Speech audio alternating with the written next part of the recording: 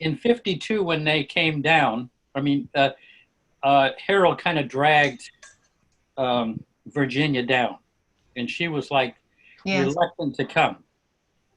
And they went, there was a gathering in the barn, and they were in line. And, of course, Harold went in, but Virginia kept deferring. She'd say, oh, you go ahead of me, and you go ahead of me. And she kept getting other people to go ahead of her until finally it was Margaret Krask. And, Margaret, in her very pointed way, say, no, you go in. No, I'm not going before you. You go in. And so she went in, and all she saw was light. She did not see Baba in form. And from then on, the rest of her trip, she never saw Baba except as light. It wasn't until after the accident in 52 when she went up to see him in Scarsdale. Then it was all light, but then she could see in the center, she could see Baba's face. She told me that story many times over the years, and she usually started the story by mentioning that Harold, who was a seeker in his own way, went to hear Norina speak in New York City, and that's how Harold heard about Baba. And he came back home, and he was desperate to meet Baba after hearing Norina speak. And Virginia was like, nah, go away. This is just another one of your crazy whims. No pun intended. He said, no, we have to go to Myrtle Beach to meet this guy. And part of the story is that Harold was keen to confront Baba and challenge him, see if he was really the avatar or whatever. But then when he got down there, he was just rendered speechless by Baba's presence. And the Virginia part of the story is just as you told it, Jeff. But she used to talk about how after having that bright light experience, being in the room with Baba, but never really feeling like she saw him, she wandered around the center in a kind of daze until she finally sort of regained normal consciousness.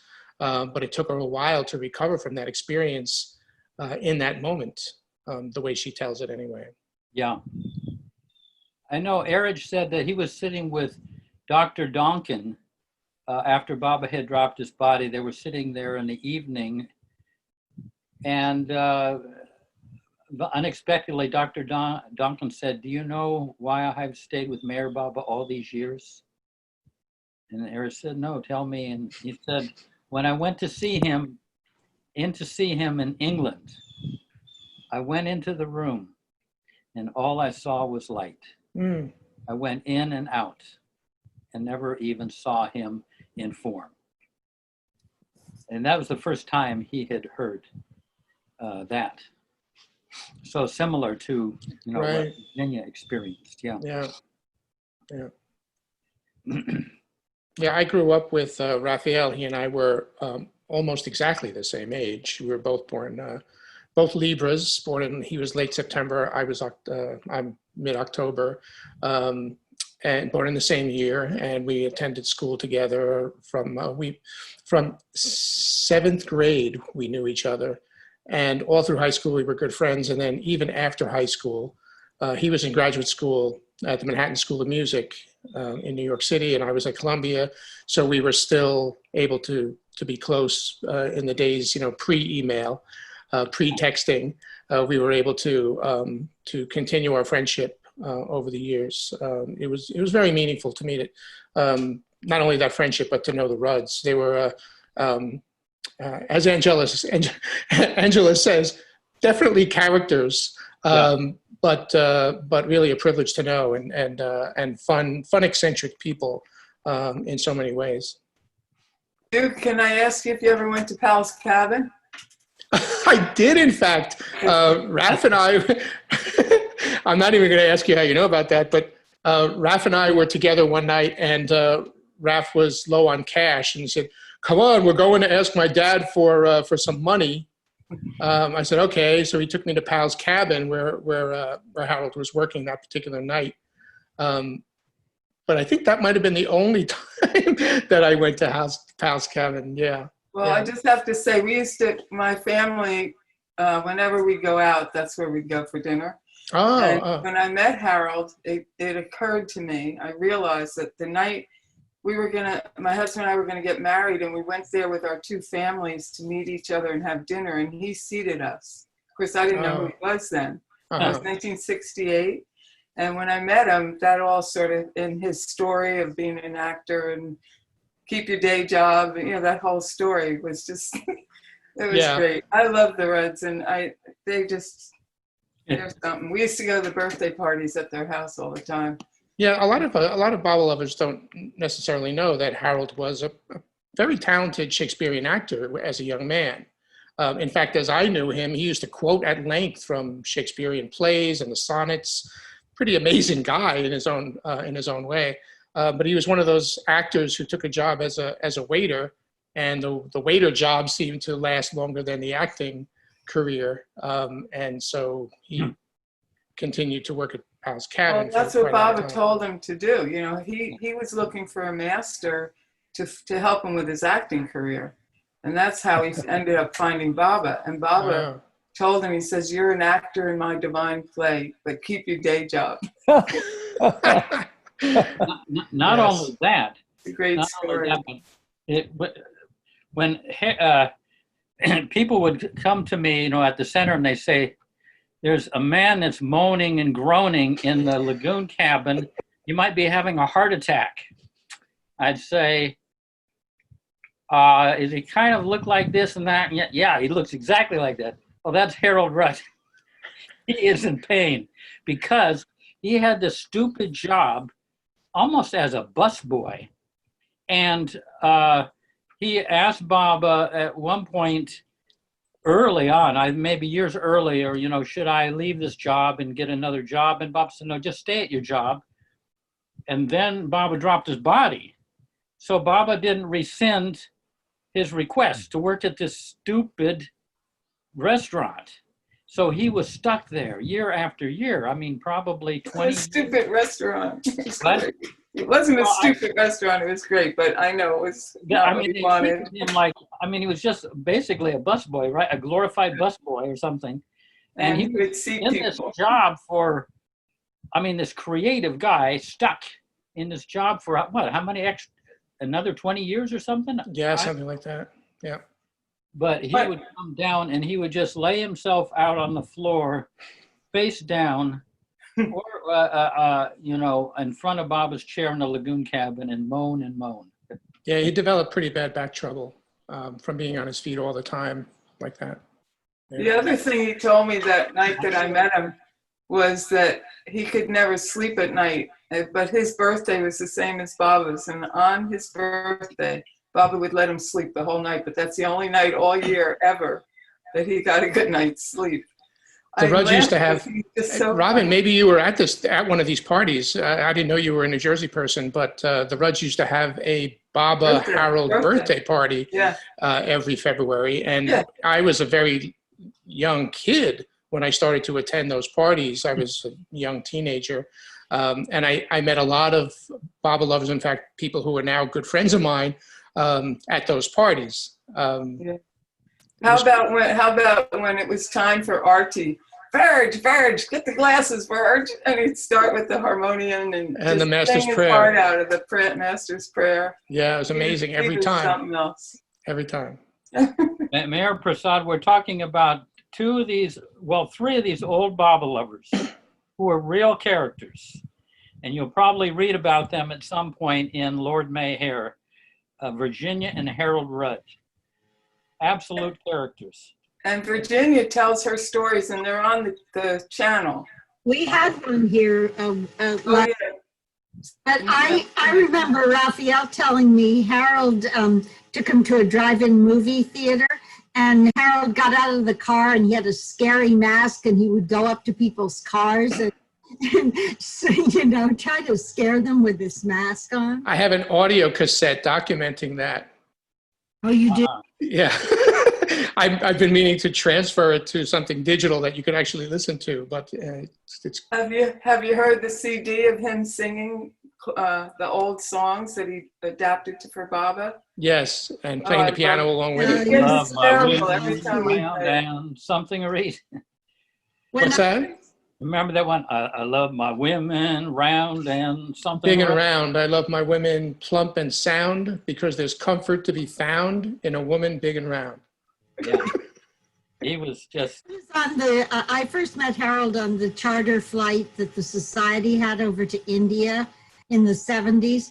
And I was seated between him and Anna Rosa, and she was she didn't really like me too much and thought it was trying to convince me not to be an actor. Anyway, when Harold met me, for the first time, he leaned across me and said to Anna Rosa, "This is my fiance. We're eloping to India. I'm leaving Virginia for her." And Anna Rosa, of course, like smoke came out of her ears, and she made me change seats. yep. She didn't like me much either when she met me at 6 years old. So, But it is funny how it definitely doesn't fit the spiritual profile, Oh, Harold was another. the traditional. This might be, I guess we have a little time, right? Yeah, this might be a good time for me. This would probably interest everybody. I first heard about Baba from the Rudds, and it was because Raph and I were in the same English class in 8th grade in '69, and he had asked the English teacher, Mrs. Primamore, if he could be absent from school for a week or so because he was going to India. And she said, "Well, I'm not going to have a problem with that as long as you come back and tell us all about it."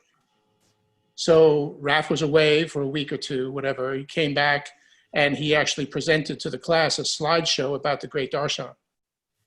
Oh, wow. And after that presentation, I said to him, can you tell me more about Mayor Baba? I mean, I was 13, as was he.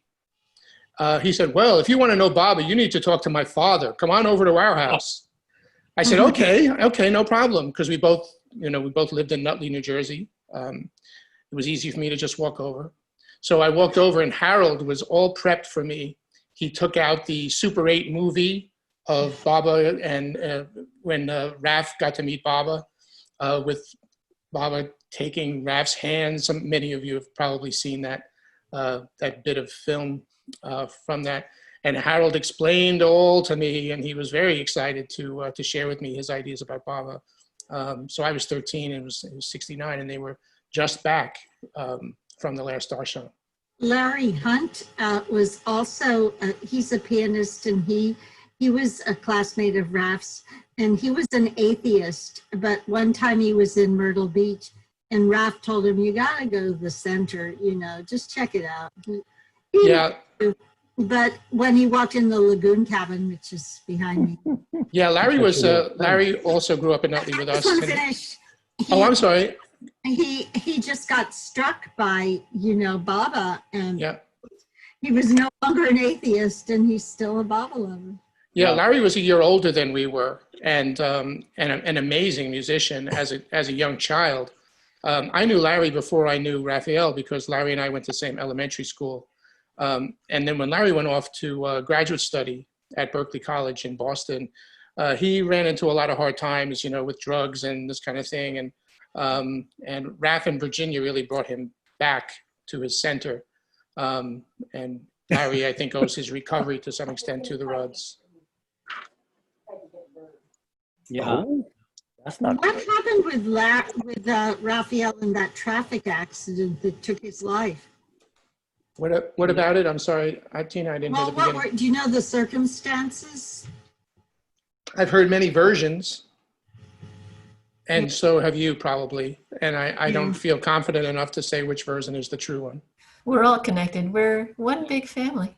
A beautiful thing is, the last message that Baba gave on the alphabet board was that we would all be connected. I mean, he said, he talked about internal links, not only just internal links with Baba, but internal links with each other. And so this is our support system for the next 700 years. So Mm. memorize these faces. We'll see them again. Yeah, we're going to help each other out. I might be born, out in Siberia, and somebody's going to have to, come No, there on some expedition and pick me up as some Come rescue you. no, maybe you'll have merged. I don't know. I always wanted to be here when Baba comes again. That was always my longing. He'll probably grant that wish. Yeah. I was going to say, Jeff, you have to come back as a bodhisattva to help the rest of us. Yeah, no. That's a different tradition, but I'm going to you come know. back as a domestic, just like I am now. a domestic. Oh, I'm just saying we're all here because we're not all there. Yeah, right. Okay. Janet, you had your hand up?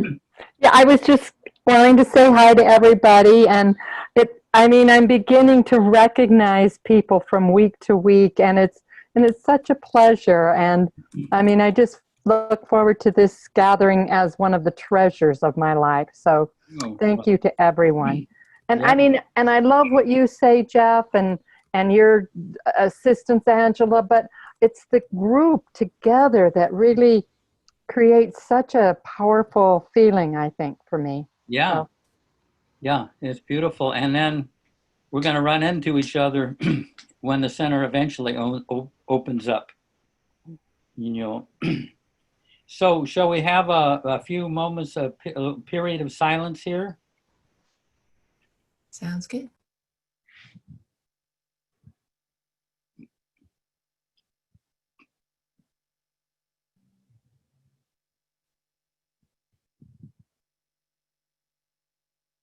Jai Baba.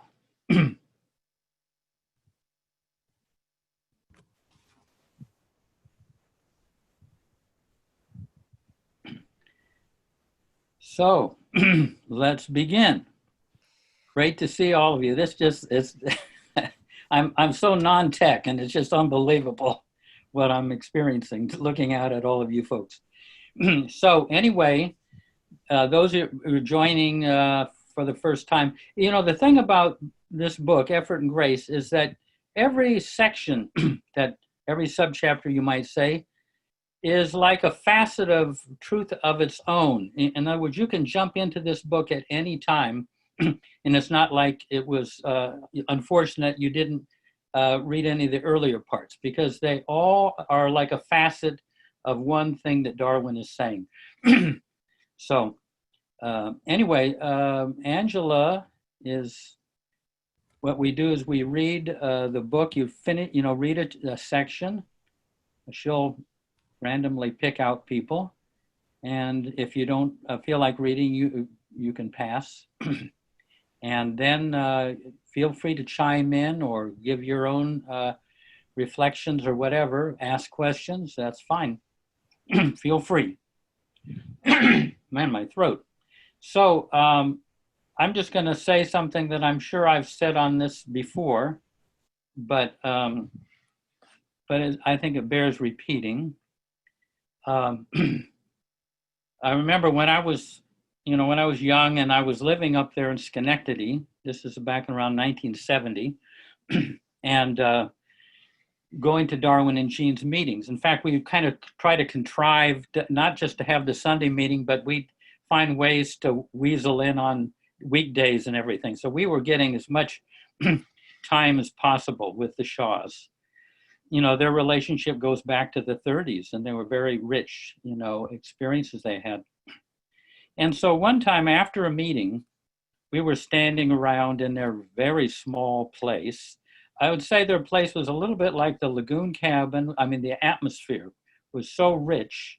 They've been having meetings. The oldest meetings in this country were from the Shaws, and it's going back to 1935, the earliest Baba meetings. And their place was, was like the Lagoon Cabin with cookies and apple juice. But anyway, so we're standing there after one of the meetings, and Darwin, who's very low key and unassuming, and rarely remarked on. I'm going to say this wouldn't be a piece of advice, but he looked at me, and he, very pointedly, he said, "Jeff, you are not the personality self." And and inside I'm thinking, I'm not Jeff. I mean, I spent my whole life trying to get to know Jeff. In fact, I thought the purpose of this whole spiritual thing with Baba was to get to know Jeff so thoroughly, and then go on and improving him till he reached the goal. Now here he's saying that I'm not even that. I'm barking up the wrong tree. I'm looking in the wrong place. So I didn't say anything. I just kind of filed it away, and I said, well, I'll put that in my file, and I'll see if I evolve into the truth of that.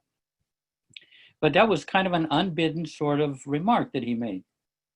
And so, I mean, he used to say the personality self, all of you people out there, is just a storefront for the soul. And we make such a big deal of the window displays, and we change them with the seasons and everything, when we could go inside and enjoy the priceless merchandise inside. So it's not on the exterior, which I thought the storefront was me, completely, but you can go in and there's this timeless, spacious realm that really is us. And Darwin used to say, sooner or later, you discover you're nobody, and that is not an unhappy discovery. So that's one of the context of this book.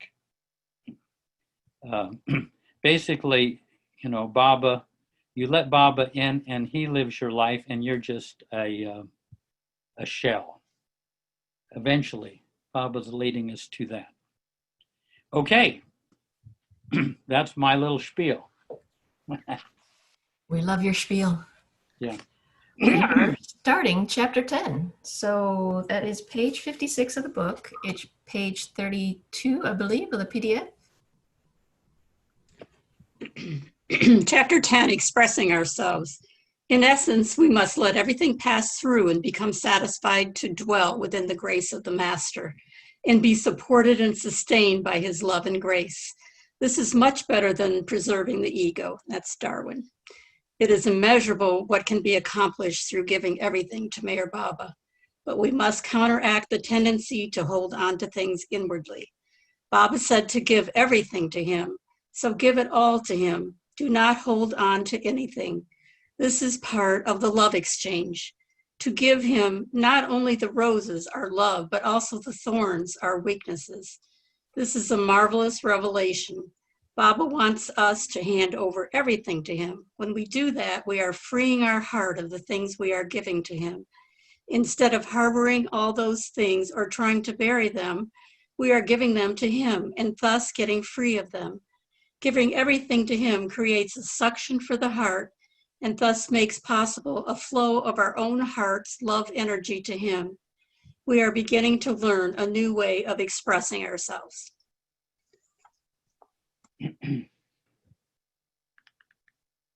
I'll tell you one thing that I noticed in Darwin that might be instructive. I mean, just to give a kind of mundane metaphor, it's like there's a conveyor belt. Things are coming through, and Darwin would just let them go from the conveyor belt right to Baba. He wasn't taking things off of the conveyor belt like we do. Oh, wow, I like that thought. Oh, I like that. He said, eventually it reaches a state of a constant giving. So things are just flowing through you. So you're not holding on to anything. Negative moods, positive moods, good accomplishments, bad accomplishments, they just go through. Right before we started, I was giving to Baba envy, and I was spending some time doing that. And then you just said what you did, Jeff, to begin with about not the personality self. And it felt exactly like it was Baba's communication to me, that the envy is about one personality self versus another personality self, and not about the truth. Beautiful. And it really was a potent grace. It was grace. It was a potent grace for me. So thank you. That was wonderful. Thank you, Baba. Yeah. Yeah. Thank you, Darwin. Yeah. The work of accepting. Constantly give all your impressions to the master so that you do not build up a residue. But this is not enough. You must also receive and experience his sustaining, transforming grace as a constant atmosphere that permeates your inner being, and be free. Accept the freedom that comes from this love exchange. Let the master spiral you out of the usual merry-go-round of illusion and propel you to a freer realm. The master's love grace fills the void left by the sanskaras we have given him, to experience a deep recognition that he loves and accepts us as we are. Nothing has any strength compared with his love. It is sovereign and invincible, and nothing can resist it. And he has this love for every one of us. Our part is to accept that love, to know that we are safe and secure in that love, to know that he is our best friend and ally, and that he is working with us. By giving everything to the master, we learn to trust him. Then we discover that he is our security. Our giving should be done with loving appreciation, humility, and gratitude, and his love, mercy, and grace free us from not only the burden of sins per se, but from all binding impressions. This is his most loving gift to us. But we have to let go of everything we give to him and not feed the ego by keeping anything to belabor ourselves if we have done something wrong. For even guilt feeds the ego, or to glorify ourselves if we have done something great. Becoming a mere witness to everything helps us to stop accumulating and harboring sanskaras. Mayor Baba says, quote, "It is Baba doing everything through you," end quote. When your ego asserts itself, we lose consciousness of this fact. Try to rise above the level of conditions and become aware of Baba's effulgence. Then everything that is false, including good and bad, fades away. Wow. In another meeting, somebody said something so helpful to me, which was that Baba basically lives through us. We don't really exist. So he has lived 8,400,000 lives, or how many. It's been him all along living through me. And actually, he was with me in evolution, and I wasn't real then either. And that helped me a great deal to just realize that he's living my life. And there was something in here that made me think of that. Thank you. Yeah. It is the master living through you, I think, or was the line. Yeah, thank you. And Elizabeth? This hymn popped into my head that I haven't thought of, I think, since I was a child. What a friend we have in Jesus, all our sins and griefs to bear. And I pressed the Alt-Y because I was going to ask if anybody remembered the other words. I know what a something it is to carry everything to him in prayer, but I can look it up. But it just popped into my head, and I hadn't thought about it in such a long time. From this is exactly what this paragraph is saying, I guess. Yeah. Darwin and Jean used to know all of those songs. Mm-hmm. And anybody who remembered them or knew how to sing them, they would be a ready audience. Yeah. That would be a ready audience. They were, yeah. Jean and Darwin. Yeah. Yeah, it's a lovely one. I can't sing, unfortunately. Thanks. Any other? Hi, having trouble with my iPad. It went totally dark. Anyway, I love that sentence about spiraling out of the merry-go-round of life, because our DNA is in spiral. So it sounded really wonderful. Anyway, I do want to ask this, Jeff. You said a certain thing. It may have been last time, but I don't know if my iPad will black out or whatever. So I want to ask it. Can you hear me? Yeah, we can hear you fine. Yeah. When you said you were talking about reactions, if someone walks in the room and you feel a reaction, you maybe had a challenging past with them, and then you feel what you feel, and then you said something about you send it out to Baba, or I can't remember exactly. Mm-hmm. But I was very curious if you remembered what you would say about that situation. Yeah.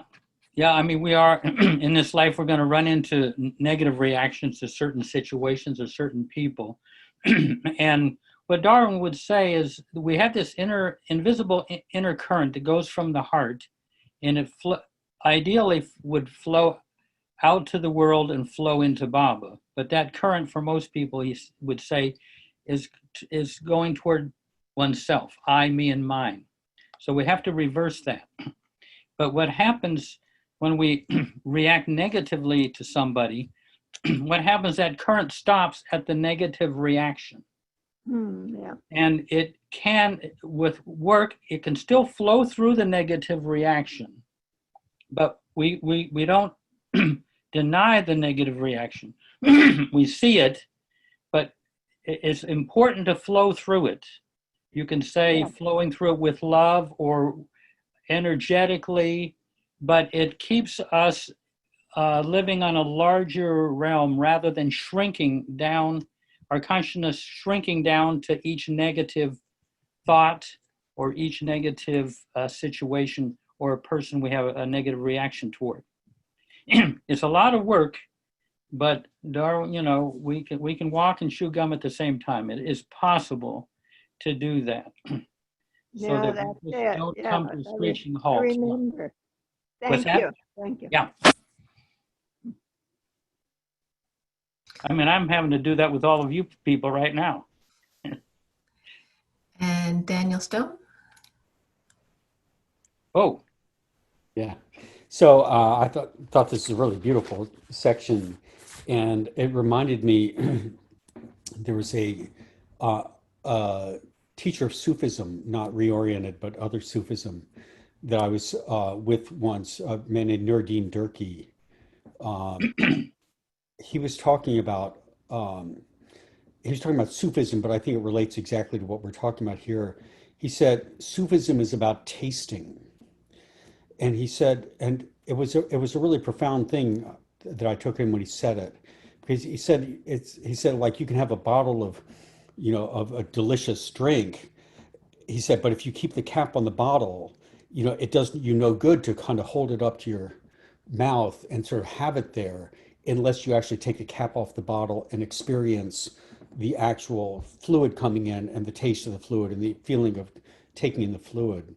And I think that was a real shift for me when I heard that, because I think I was doing things that were, I don't want to say they were mechanistic, but they were things that were, doing. It was a lot of doing in relationship to Baba, but not then at the same time experience the receiving from Baba along with the doing. And that's really a big part of what I hear him saying. And the whole title of this is the work of accepting. It's the work of taking in Baba, not just giving to Baba, but it's also experiencing Baba's response from the giving, like that. Yeah, beautiful. No, there's some resistance we have in, I don't know what it is in us that has difficulty accepting Baba's love. Otherwise he would be sitting in our lap, you might say. But somehow Darwin didn't have any problem with accepting Baba's love. I mean, somehow that resistance or I mean, he said, you know, Baba loves me. And he didn't have a problem with that, you know, like, oh, well, he might love me, but I'm such a lousy person, or I'm just an ordinary person. How could he really love me? You know, but Baba's not that way. But Darwin didn't have that that problem of resisting Baba's love, but there is something in us that has a little trouble letting him in. I mean, I've had to, you know, deal with that over the years. Yeah.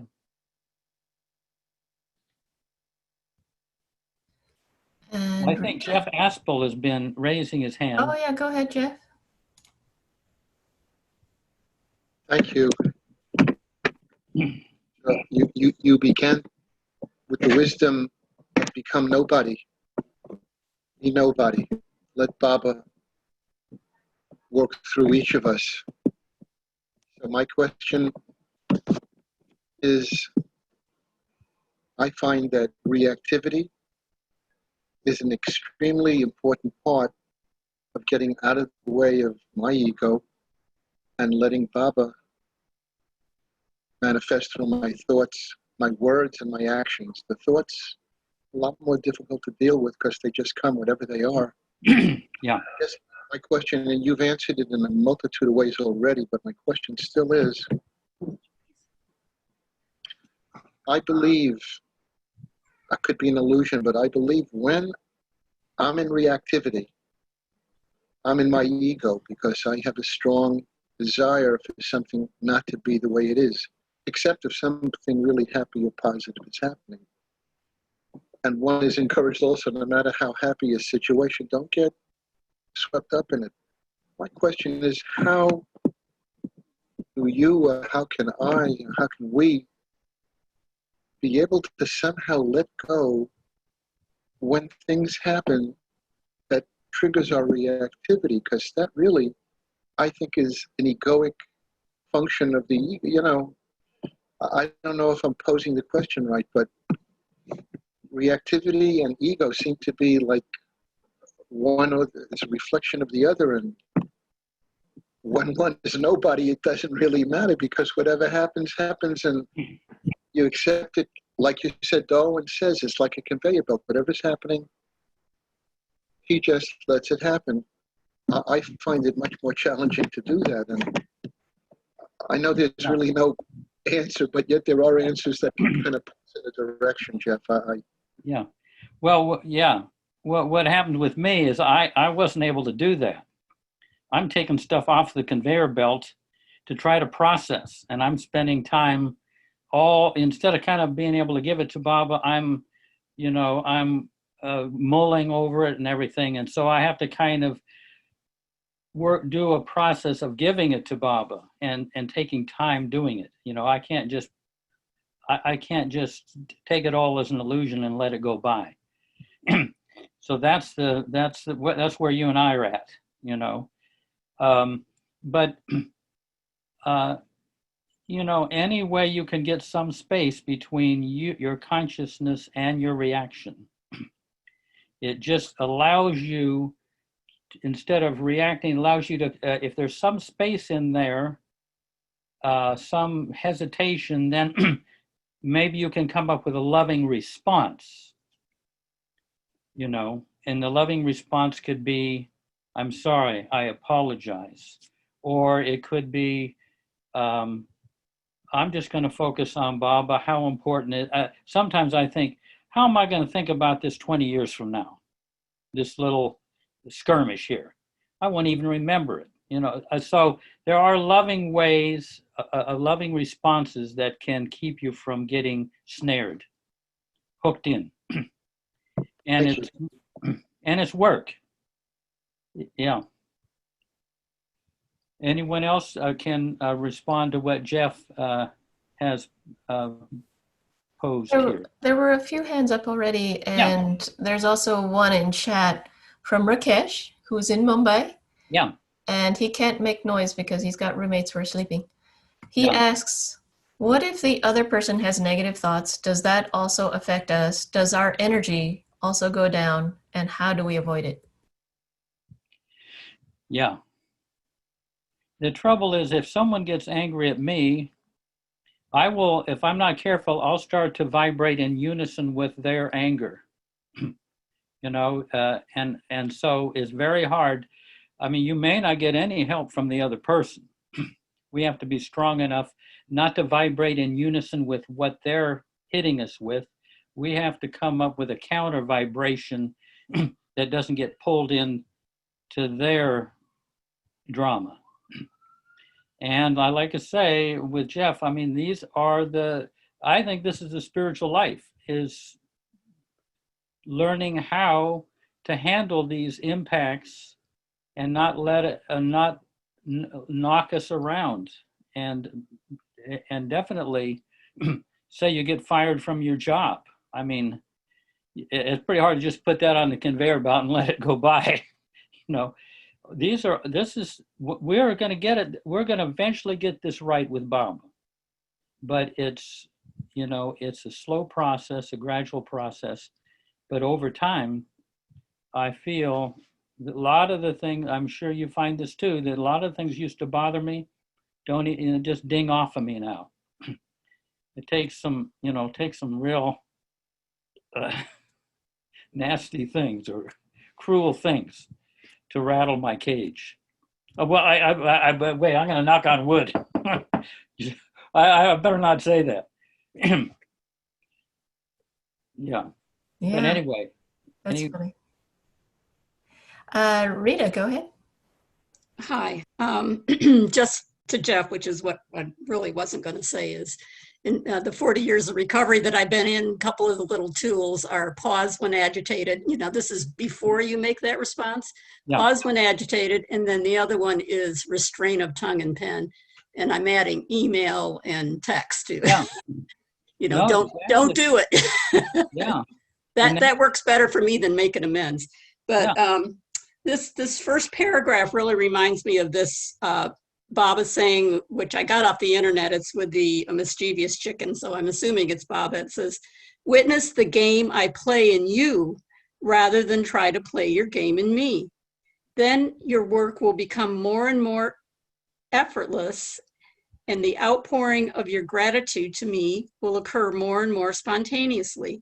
Your journey to me will be joyous." And I try to read that in the morning because it just really helps me to center and to try to think of Baba doing the work and me not having to try so hard. Thank you. Yeah, these are all little hints on getting that some space, you know, so we don't just automatically, there's our sanskars that want to react, and there's the love that wants to respond. They're both in there. Yeah. And Leah, go ahead. Okay. Sort of how I frame this is that, you know how when Baba said, the heart speaks slowly and the mind speaks very quickly. So when I first heard that, I realized it was very true, because my mind will go very rapidly into its reaction pattern, and my heart will later on feel very heavy. Like I know I've done something that is really against what that clear consciousness core wants to convey, or how I want to live and be with it. So I am a big fan of apologies, because if that heaviness is in my heart, I don't get away with it anymore. And I think the more that I work with Baba, which has been like 20 years now, the more that heaviness in my heart is just unbearable to me. So I find myself apologizing quite a bit. And this, as a caveat to that, this morning I read this thing by, she's known as the Mother. She's Sri Aurobindo's counterpart. Yeah. Sri Aurobindo was a six-plane saint that Baba brought through into God realization when he left his body. And the Mother is just like shooting out this beautiful light. And if you'll indulge me to just share a paragraph, I think it fits with this. Is that okay? Sure, yeah. Okay, so she's talking about the present conditions in the world and how heavy everything is. And then she said, naturally, each individual feels his own difficulties and is faced by the same obstacles. There is only one way for you. It is a total, complete, and unconditional surrender. What I mean by this is giving up not only of one's actions, work, ambitions, but also all of one's feelings, in the sense that all of what you do, all of what you are, is exclusively for the divine. So you feel above the human surroundings, the reactions. You're not only above them, but you feel protected by a wall of divine grace.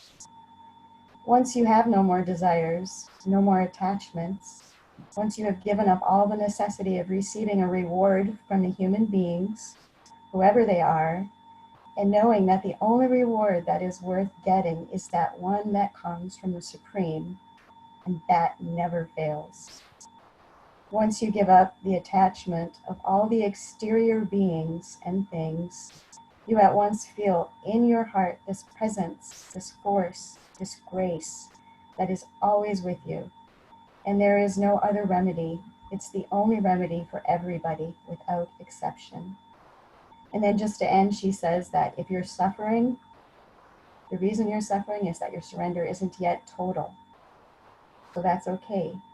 If you are still suffering, there's more surrender, and that's very encouraging to me. So I'll end there, but thank you. Beautiful, yeah. No, he was both of them were great duel in helping people go deeper and deeper. Baba said about Sri Aurobindo, he got to the fifth plane without the aid of a master. He just used quiet, inner silence and quiet, and that was his guide. Yeah, very rare. Any other? Meher Prasad? Yeah, actually, this is a question to Jeff or anybody else.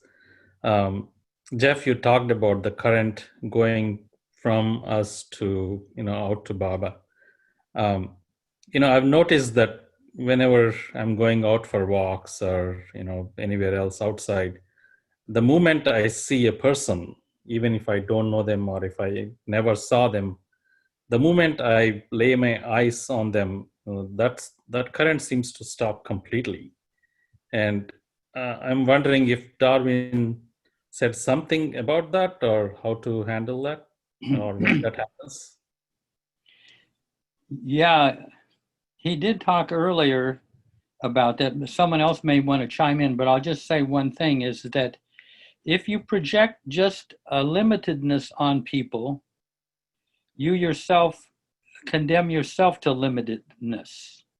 If you project the soul onto them, a largeness onto them, then you yourself are affirming your own largeness. And, but we kind of, there's a tendency just to shrink down. You see a human being, and I mean, eventually we begin to see that everybody is Baba in disguise. Or like Darwin would say, each one is a potential spiritual seeker. And we're trying to get a different way instead of just an ordinary person, but try to see the deeper side of them. Even if you can't see it, just pretend that it's there, so that the consciousness, the current doesn't just stop. It's because otherwise it's like turning the binoculars around the other way, the wrong way, and they're small. And it's somehow by seeing through the heart, it's like seeing through the binoculars up close and intimate. But it's all these things are a work in progress. But that's what Baba's, he's gonna make each one of us see our fellow beings as not just these ordinary ego people, but something larger. I mean, I said to Darwin one time, Baba saw at the center, he saw all the people, there were conflicts and everything, even when Baba was at the center. And some people had a little bit of racist attitudes, and there were various things. And I said, Darwin, Baba saw all this. How did he respond to that? And Darwin said, Baba seemed oblivious. He wasn't looking at people in that way, in the way that we look at people. You know, like, so suppose you're into clothes, and then you say, oh God, I don't like the clothes that guy's wearing. Well, clothes are no big deal. But we look at someone's personality and say, look at the personality that person's wearing. You know, they're just, you know, we have these standards, and then people fall short of standards of how people, you know, how we look at people. But all the standards got to go. But anyone else to respond to Mayor Prasad? Well, there's a few hands up, so Yeah. I'm not sure that they'll respond directly, but Douglas, go ahead. Yeah, this is more for Jeff's question or quandary around reactivity, and something that I find in intimate relationship, in marriage or other intimate relationship, is where we get triggered the most, or those places inside get unearthed. And I don't know if that's what you were referring to, but it certainly is the work in couples therapy. And slowing down, Rita and Leah have both spoken to this, but slowing down the process helps, breathing helps, and taking a break, actually taking a break, giving it time, and writing down, not to send to anybody, but for yourself, writing down your own response, your own inner sanskaric veils, even sort of delving into that is very helpful, getting it out. And that's another way of talking about this issue of reactivity. Yeah. Jai Baba. I just want to share one of the things regarding the anger that Jeff Aspel was referring to, and Jeff Wolverton's response to that. I mean, vibrating in unison with them, and I do that all the time, and I sort of vibrate in unison, and then so my failure rate has been much higher than the success rate. But then there was one instance which I clearly recall where it seemed to help. This person is a Baba lover who was really vibrating with a lot of anger. And being a Baba lover and somebody close to me, I actually reached out to his hands and then started reciting loudly, audibly, so that people can hear the Pravartikar prayer. And then the whole situation seemed to calm down. This person stopped, being so angry, and I felt good at the same time. And the situation seems, it came under some control. This situation obviously works with the Baba lovers because they understand the prayer. But with non-Baba lovers, I guess we'll have to figure out a different way. Or in the current virus situation, you can't even hold somebody's hands. Yeah. So I guess you have to imagine a larger hand, I mean, imaginary hands, and then reach out. And I think the first 3 lines of prayer would do the trick, the protector of all. And that may perhaps help quite a bit, at least to me in some instances. Yeah.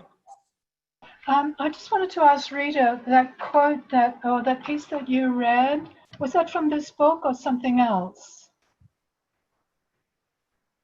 I got it off the internet on one of the Baba sites. Oh. It had a picture of the mischievous chicken with it, so I'm assuming it's a Baba quote. So you Thank wouldn't you, be able to sorry. tell me where I could find it? Yeah, I could write it in the chat. Oh, okay. Thanks. If that's not too much for you, I'd love it. Thanks. And Duke? Yeah, I just wanted to respond to Rakesh's question. What if the other person has negative thoughts? Does that also affect us? Does our energy also go down? And some of the things that Jeff said also, I was reminded of a story I heard about Ramana Maharshi. Some of you may know his name. He was probably perfect, maybe perfect master, whatever. The story is that someone went up to Ramana Maharshi and said, tell me, how do I treat other people? How should I treat other people? And Ramana Maharshi responded, there's no such thing as other people. There are no other people.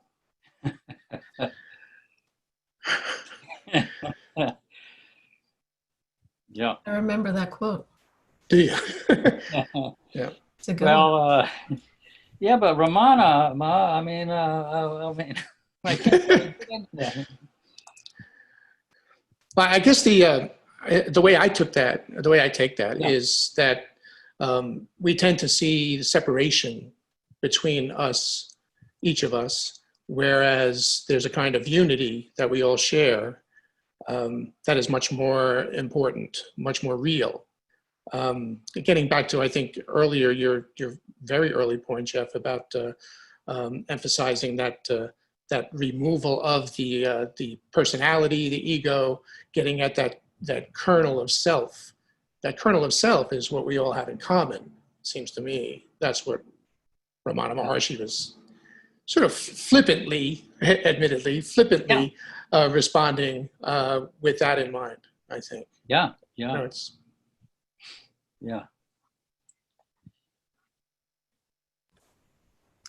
And Paula Roper? Hi, Jay Baba. I think this is back to the conveyor belt. When I was in India once, I was at the Samadhi and will you stop that? I didn't say that to Baba. Hang on, I said it to Oswald. Come here. Now maybe he'll be quiet, maybe. Anyway, what I said to Baba, will you just take it all, just, all the goo, just take it. And what I heard inside of me, he said, I'll take it, but you have to know what you're giving me. So that was the first thing. And then another thing is when I'm really critical of other people, what I've realized, there's some really specific things that come up in my mind and I try to counter those thoughts with opposite thoughts. But what I realized is I'm not criticizing anybody else, I'm criticizing myself. That's really how I feel about myself. Yeah. Yeah. And then, there's a lot of things that were said today that kind of triggered a lot of things. But one way that Baba gets us really good is to give us children.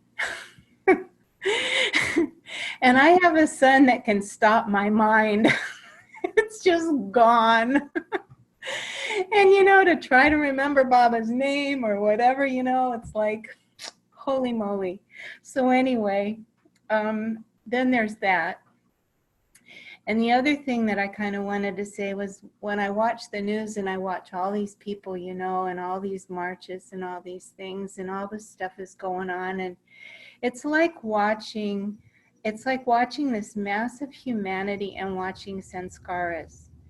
And Baba's in it, Baba's moving in it. And and it's trying to just see that. Anyway, okay, so I think that's what I have to say. And you don't say any more, Oswald. Thank you, Jane Baba. And Thea, you had your hand up.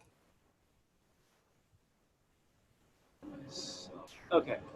I'm not quite sure how to say this with the right phrasing, so I'm going to do my best with this. Bear with me. I've had like an extended period of time where I worked on that gap between reactivity and seeing, like to not lash out in anger, to not express anger, to try to always be conciliatory and careful and like what I would perceive as like loving and kind and, take the high road, et cetera, et cetera, et cetera. And I've had to actually move in the other direction. I know this is gonna because it was, like I remember with a specific individual, like abuse happens, right? And there are people who like, I can see them as an expression of Baba, and I can see the divinity within them. But the fact is they don't acknowledge boundaries, and they don't treat others how people should be treated. And like, we are a human group of people like any other. None of us are perfect, and there are people doing all kinds of things. And I had at one point literally being like, well, Baba, but like, maybe I can just, you know, like, I can just tolerate this. I can just put up with it. I can just not show them anger. I cannot show them like that degree of it. And literally had the words in my head, who are you to pick somebody else's lesson? Like, just put me in my place completely, that I was choosing by not having that honesty, that I was robbing somebody else of their lesson. Because I hate conflict. I find it incredibly uncomfortable.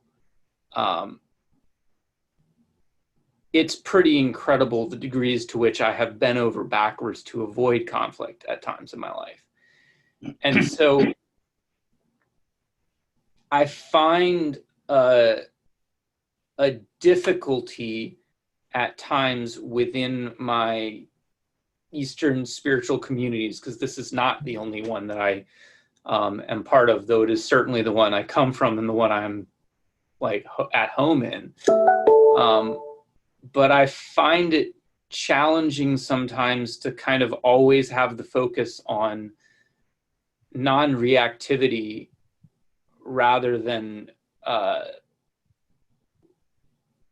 trying to become judicious in our reactivity or trusting in our reactivity at times. Not to like go around getting angry at it, right? Like, not that either, but to like, I don't know. I feel like I can't express what I'm trying to say very well right now, but no, I think, I mean, you're kind of saying that sometimes you have to strike back to define your boundaries if somebody is abusing your own boundaries. That isn't necessarily an angry thing. That can be a loving thing too. no, yeah, like I compare it to like when I was in India, I do night watch. Like I would drive off and like try to kill a mad dog, right? This is not the same thing exactly, but I don't hate the dog.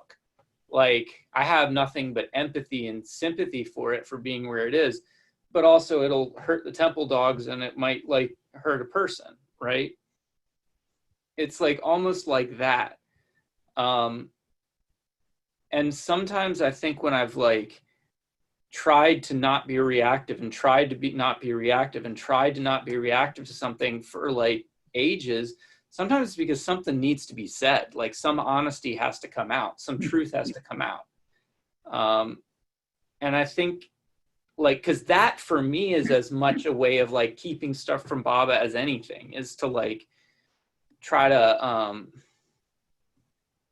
you know, I don't know, like I've fallen, I don't know, like, I don't know how to, I think, I don't know, maybe I'm making sense. Sorry if I'm not, but. I think so. Yeah, but it there's come up with it. There's a thing that Erich, you know, there was a whole story, but I won't go into it, but about a snake, you know, you can hiss, but you don't bite. Mm. And it kind of, I mean, say if a woman is being, some guy is making unwanted advances toward a woman, she may, maybe the loving thing to do is to insult him or give him a drop dead look or call somebody in to get this guy away from me. That can be the loving thing to do. You know, it isn't necessarily, oh, that's unloving. You know, you're,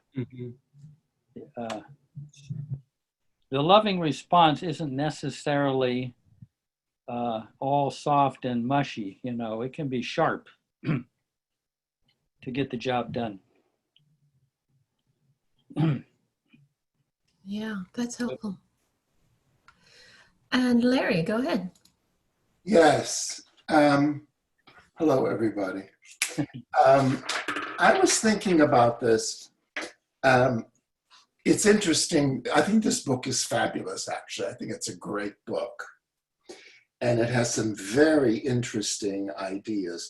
And they're of interest to me because I don't know if some of you know it, but I'm an ordained minister. I'm an ordained religious science minister. So I spend my Sunday mornings, I'm involved with teaching people these same principles without Mayor Baba involved, if you can imagine that. And the reality is it's much better having Mayor Baba involved in this process than not having him involved. And I like the idea of the Sanskaric conveyor belt, you know, all these things coming out that I have to grab off the conveyor belt like it's in the grocery store, and I have to package it and give it to Baba. I like that optic of that. But I have to say that when you're dealing with sanskaras, they often are not that simple, as you know. They're knots. They are things that really have to be untangled. And so the idea of the conveyor belt kind of fails me. That's where I move from the grocery store visual to the TSA visual, waiting for my stuff to come out and saying, well, that's not mine. Where is my stuff? What is my stuff? And that whole thing, it's like, you know, I would compare it to dirty laundry coming. My dirty laundry is coming out of the TSA conveyor belt. It's embarrassing. It's too entangled. I don't want to be with it. And I've noticed that stuff is really difficult to just turn it over to Mayor Baba. That doesn't work for me. And I've noticed that I've had to use other techniques. And it's interesting that Mayor Baba didn't teach these techniques directly, but it's amazing since his incarnation that when you think about all the different techniques that have blossomed in our consciousness and in our society for dealing with these things, and I'm mostly referring to the discoveries that I've made with Buddhism that have taught me, because I have a degree in comparative religions, that's something else, but that has taught me that an important element here, when you're dealing with these sanskaras, they're not just mental things. It's important to remember that there's a combination between your mind and your body. So sometimes when I have an issue that comes up, I've noticed that in order to present it to Mayor Baba as a gift, in order to present it, to put it in the right package, to turn over to Mayor Baba, that I really have to spend time with my body as well. Sometimes when these sanskaras come up, I can't handle them mentally, but what I can do is figure out where they are in my body and to center upon my body where they are and pay attention to them with Mayor Baba's presence in my body. And then I get to not only turn things over to him, but when I put my attention on something, I can watch it change. And that's a very beautiful thing. It's kind of like when you have a crying baby, you just don't mentally say, oh, the baby's crying, Baba, take care of that. Sometimes you have to go into the baby's room, you have to pick the baby up, and you have to hold the baby, and you have to be with the baby. And then you have a connection with the baby. You have insight into the baby. It's part of you, It's part of what you've given birth to in your mental life. And as you watch the baby, the miracle of the baby having attention and focus and honesty on your part with Mayor Baba, you get to see that baby quiet down and go to sleep for a while until it wakes up again. That's just my little personal experience. No, that's... I just wanted to remind you that your body is involved here. It's not just a mental conveyor belt spitting things out.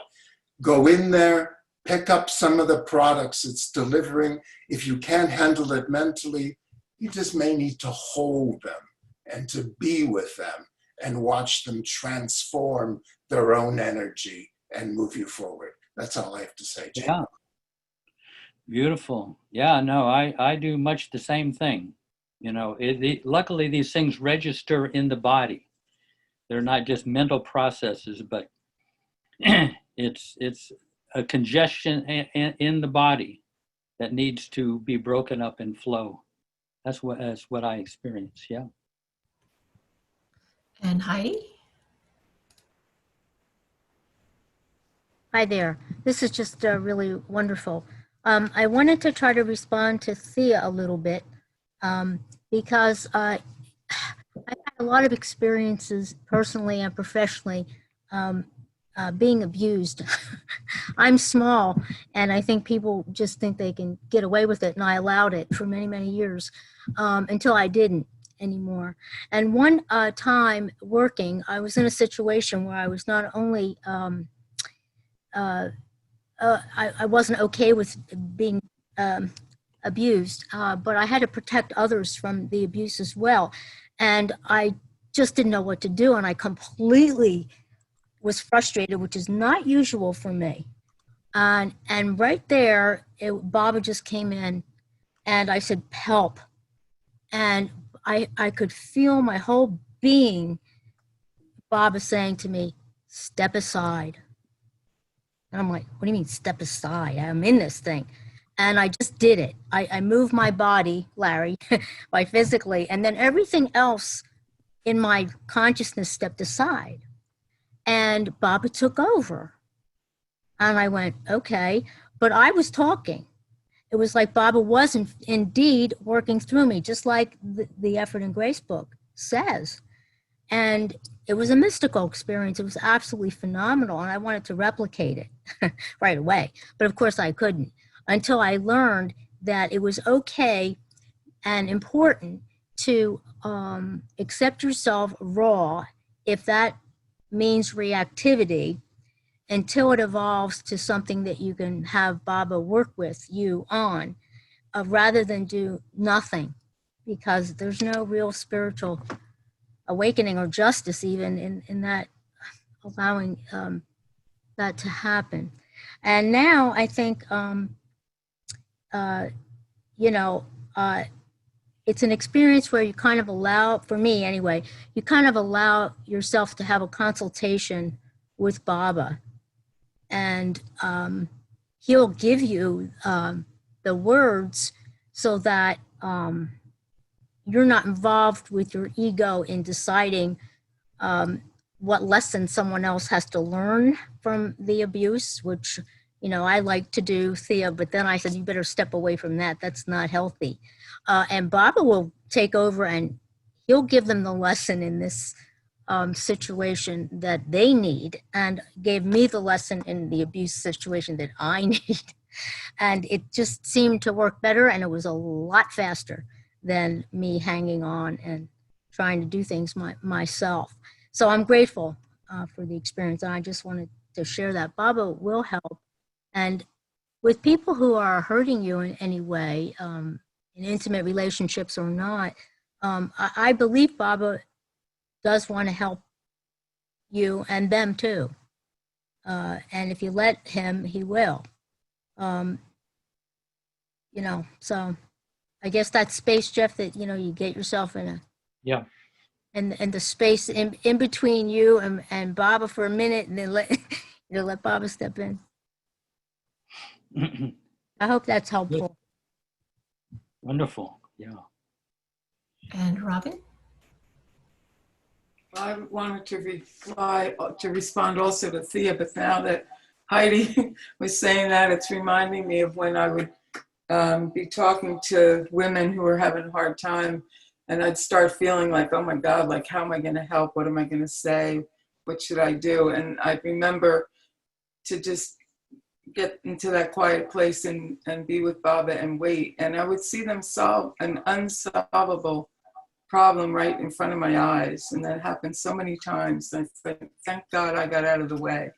But the thing I was thinking about with Thea, what you were saying before, I mean, I always feel like I have a different little method that comes up and it works for a little while and then I need another one and another one. But I often feel like, you know, what would Baba want me to do? And it feels sort of like conflict or confusing. And at one point, just, I think it's in this book, Effort and Grace, about being natural. And somehow that was like such a loud message to me for a while, and sometimes it still comes up. And it just kind of, it seems so simple, and it is. But like, I don't have to do it right or figure it out or not, you know, let any conflict come in, or just be natural. I mean, it sounds so simple, but it really has helped me at times. So I just wanted to share that. Yeah. Yeah. No, this is this is the spiritual life, getting these things just right. Go ahead, Jack. Yeah, Robin, you kind of stole my thunder a bit there.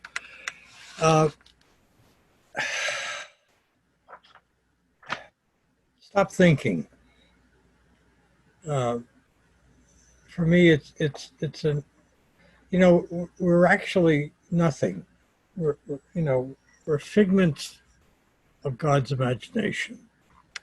That's what we are.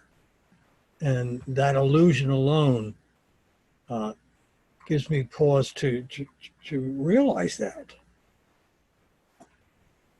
The whatever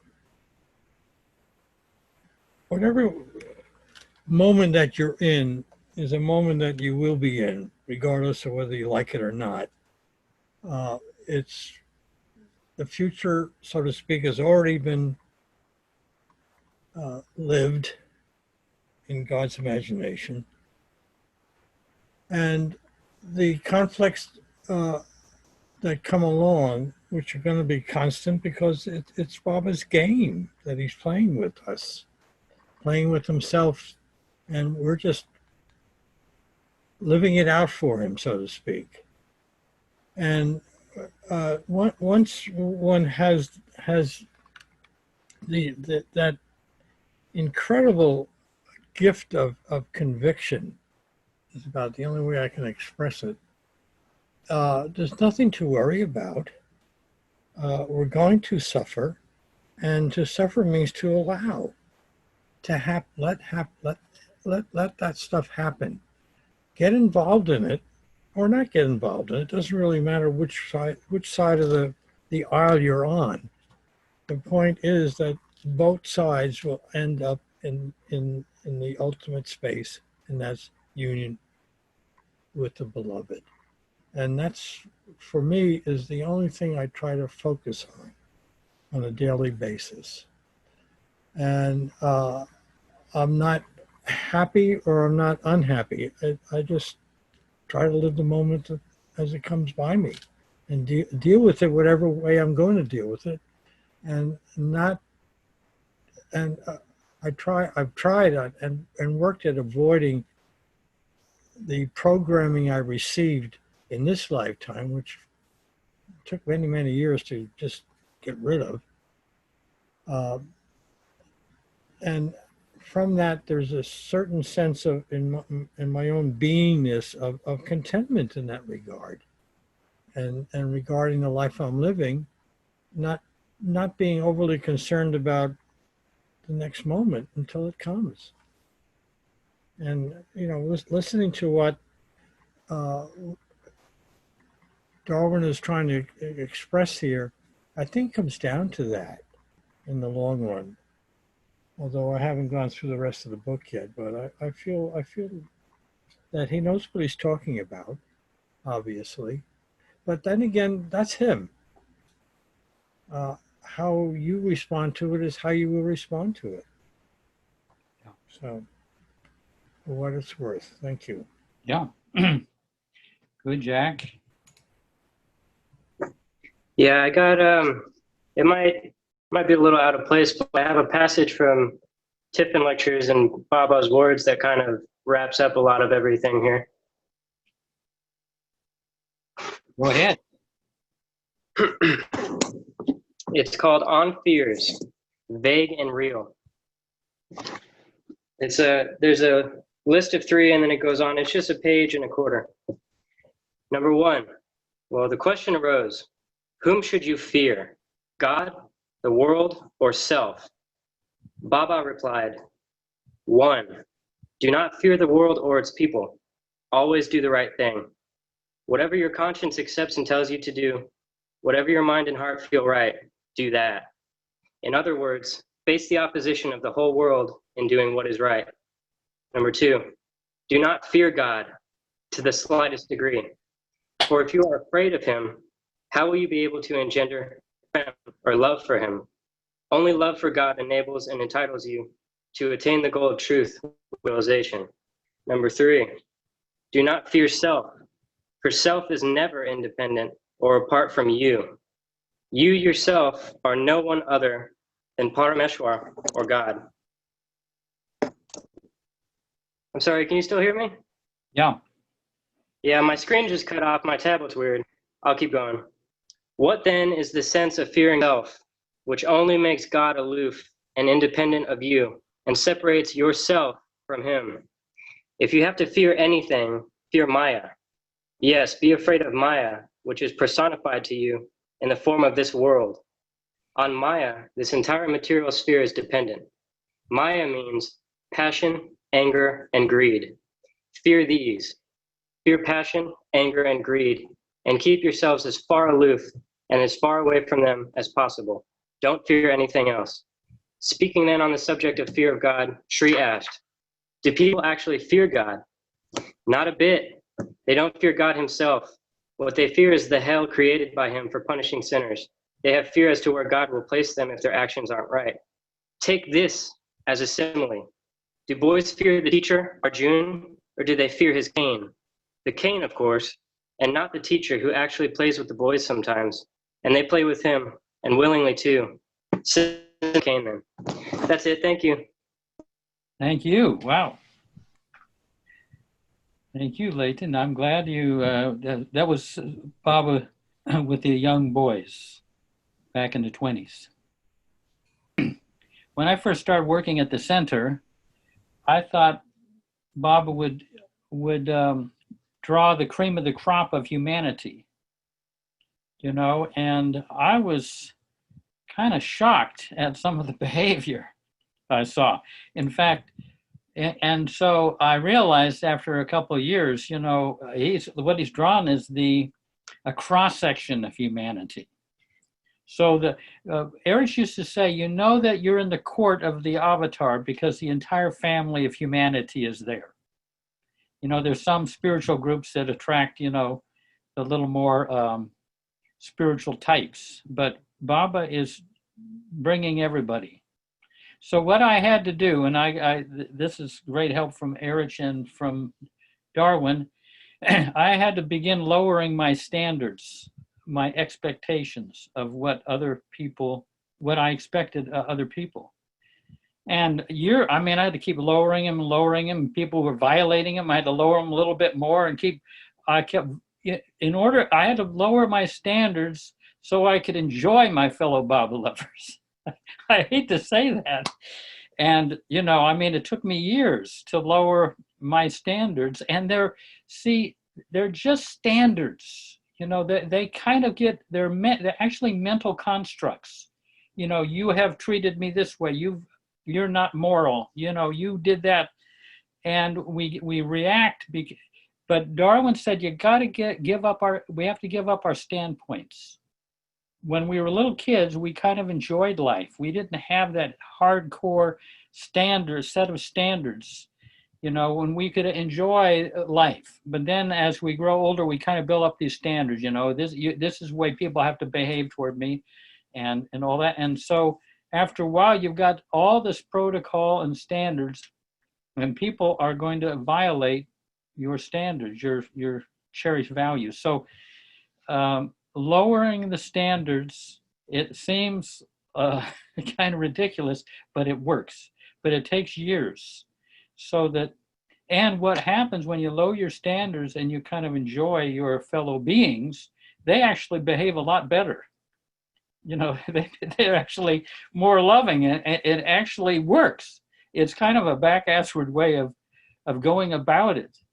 But, you know, the expectations that we put on other people, even normal, even appropriate expectations, are too much. And, you know, I didn't feel like around Erich or Darwin that I had to behave I had to stay within certain limits, you know. They were wide open. You could be, I mean, some of the things that people said to Erich and Manderley Hall were just shocking, but it was like no big deal.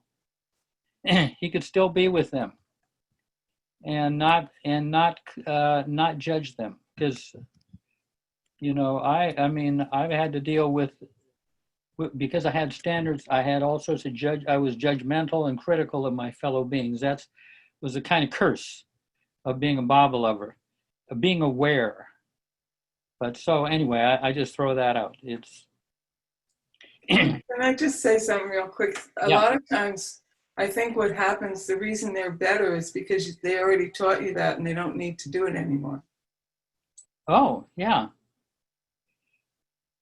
Yeah. I mean, and like I say, when someone's not judgmental, you kind of can relax around them and be yourself. And when you be your natural self, you're just a lot better, more fun to be with, you know. Anyway. Another angle on it too, and Jeff, correct me in the story, this notorious drunkard rascal came to see Baba, I think it was in Pune, and he was well known as real scoundrel and drunkard. And he was going on before Baba, and the Mandalay were holding it in, but getting more and more upset. And then finally when he left, Mandalay said, "Baba, don't you know who this guy is? You know, what a rotten person he is." And Baba said something like, "If you knew who he really is, you wouldn't say that. If you knew how I know him." Something like that. Yeah, yeah. Yeah, no, it's. And Paula, go ahead. Yeah, Roper? Yeah. I don't know if it's the same story, but what Baba said was at one point in the same kind of situation was, no one knows how hard he's had to work to be only this bad. Yeah. It's one of my favorite stories. Yeah, yeah. That was a different story, but it's a similar thing, where some guy was coming before Baba and giving this kind of phony devotion and everything, and he would come in and do that all the time before Baba, and Erich would have to witness this, and it would aggravate him. But he didn't say anything. But one time Baba said, you know, after the darshan, he said, "Well, Erich, was everything all right?" And he said, yeah. But Baba got it out of him. This guy, you know that this guy is not genuine. It's all a show. And then that's where what Paula said, Baba said, "But you don't know how far he's come to be just this bad." Yeah.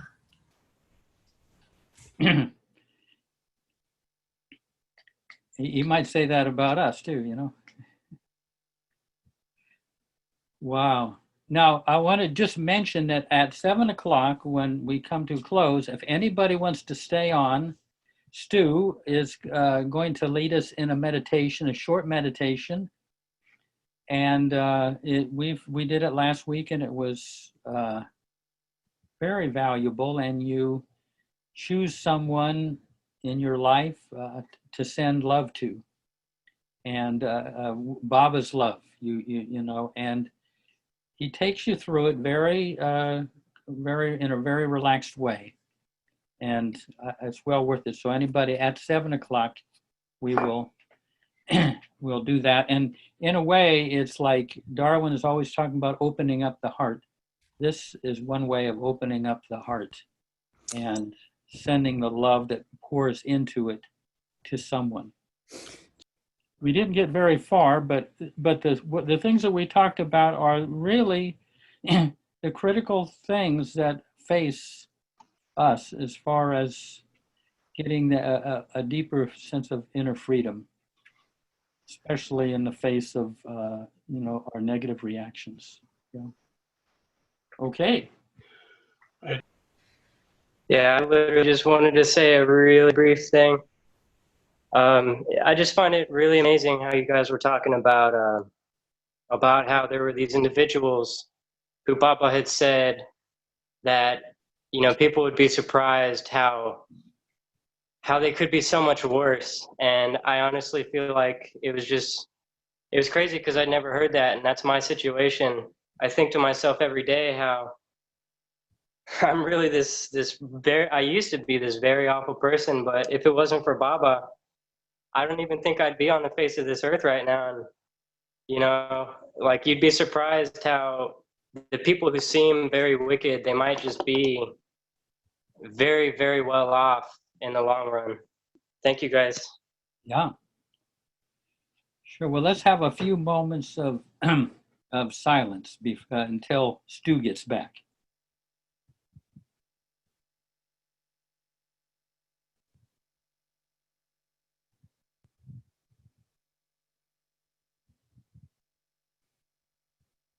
Jai Baba. Jai Baba. Stu, you're back. Yep. Hey, Stu, I had a quick question. Yeah. The meditation that Joe DeSabatino does, is it the same? No. I see. No, So he's starting his on Thursday. It's going to be every other Thursday, but go ahead with yours. There was a request that maybe we actually record yours as a separate recording, but we can talk about that later. Okay. He actually taught me his years ago, and he does his at the yoga center on Friday evenings, and sometimes I fill in for him doing that one. But it's a beautiful thing. Yeah. Okay, so I'm going to ask everybody to please be sure you're muted. That'll help.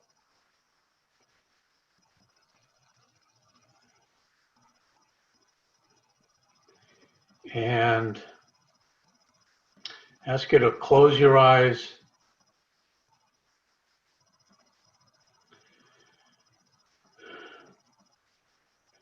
And just settle into where you're sitting.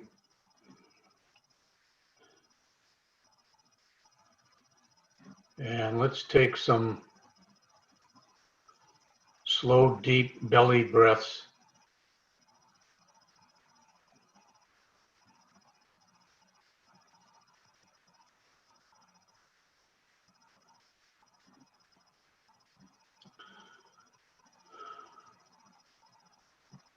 And bring your awareness to your heart and your heart space.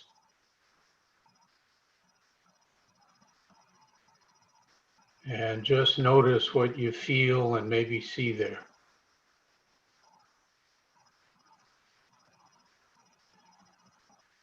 And this is the seat of an infinite well of love, Meher Baba's love.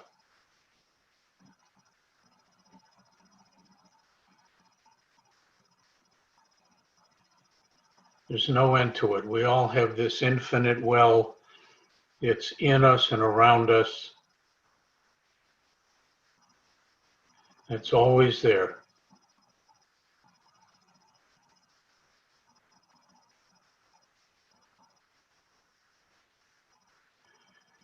And just breathe into your heart for a moment.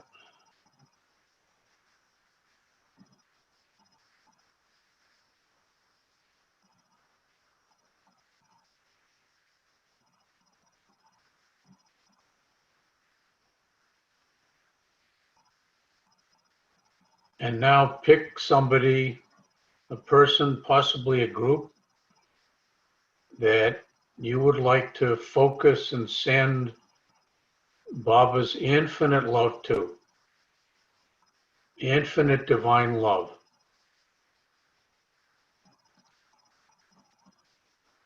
And just see who comes up for you.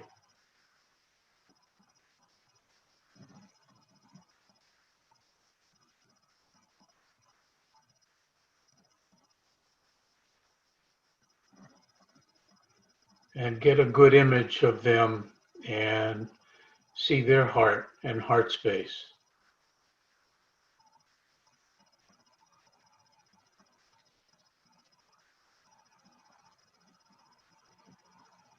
And breathe into your image.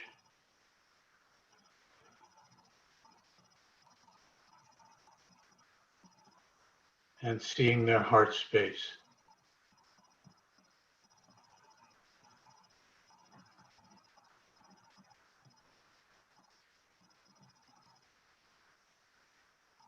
And now start to picture Baba's infinite love flowing into their heart.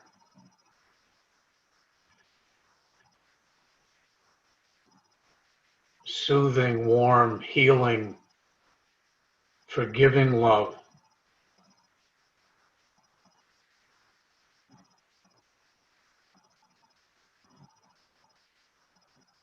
And just see that infinite love flowing in and filling their heart.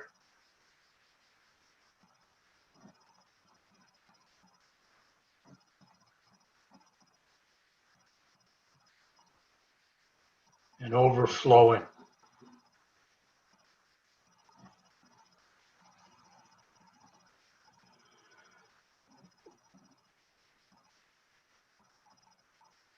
And there's an endless supply and flow of this love.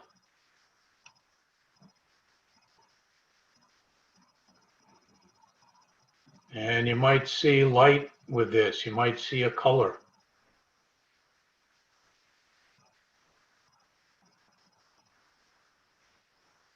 You might see a golden light or something else.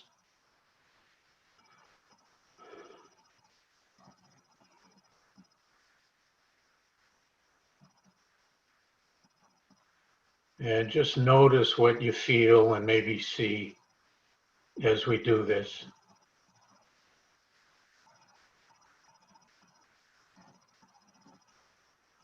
And you're sharing, focusing the wonderful gift of infinite love.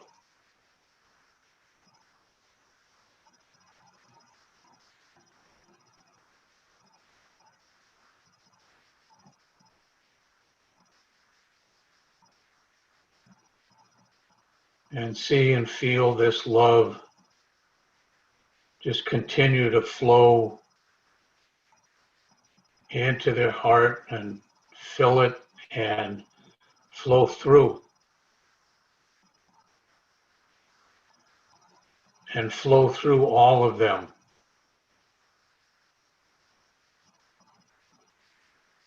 And this love can do wonders.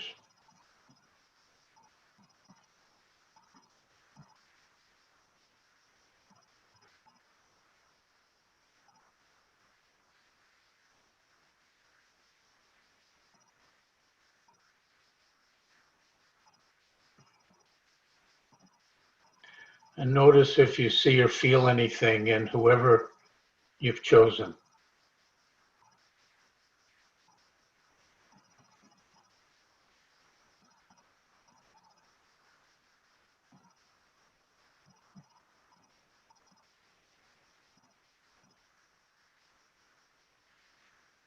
And continue to breathe into the love flowing into and through their heart space.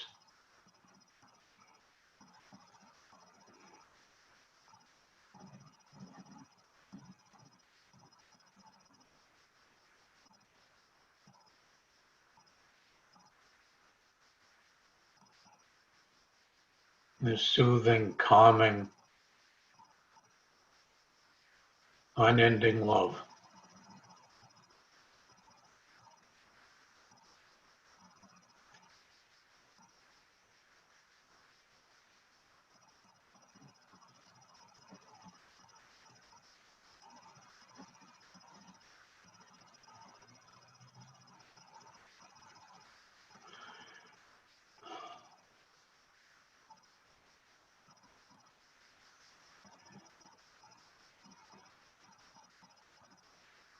And let's see the love flowing another moment.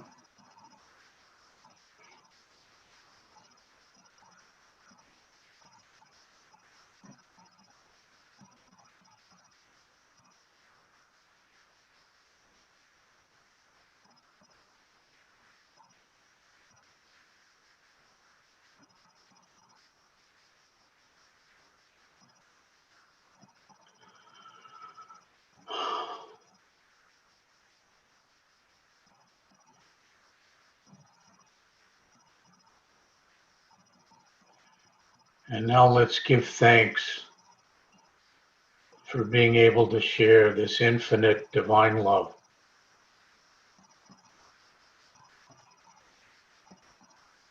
And know that you can return here anytime.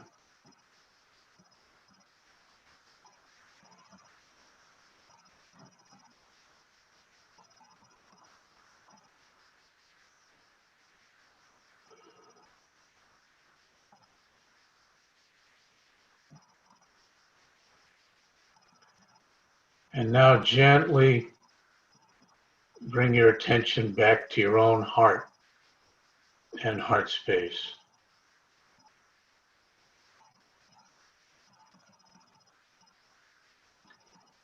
And just notice what you feel and might see there.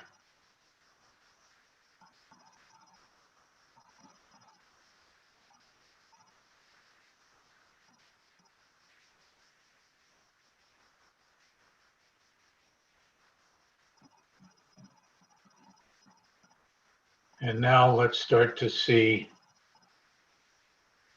Mayor Baba's infinite love flowing into your own heart.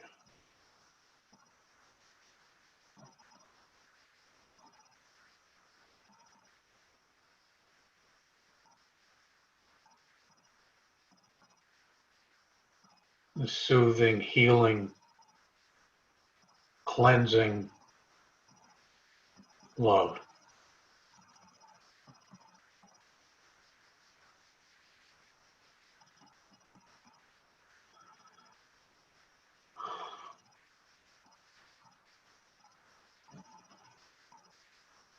And feel it flow into your heart and your heart area.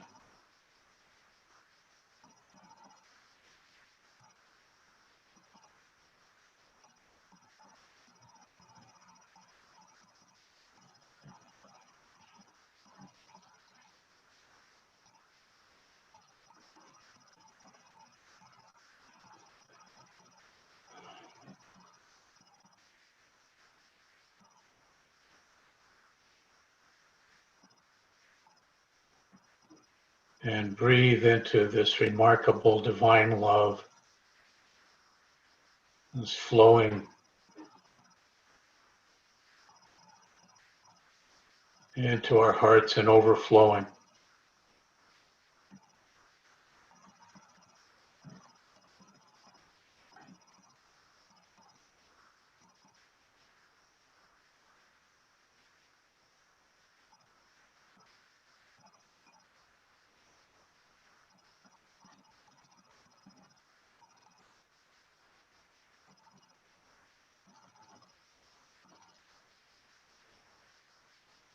And see and feel the love keep flowing into your heart and through it,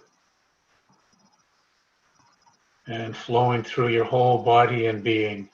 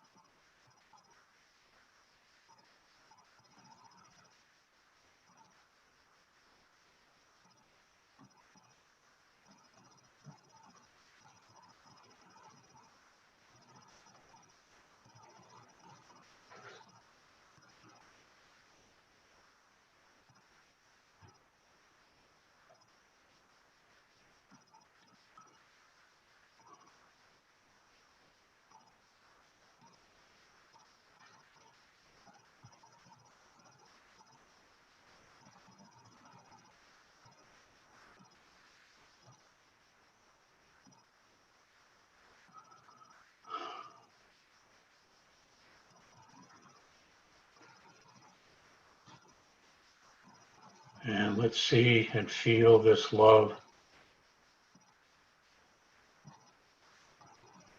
flow through our hearts and our whole being for another moment.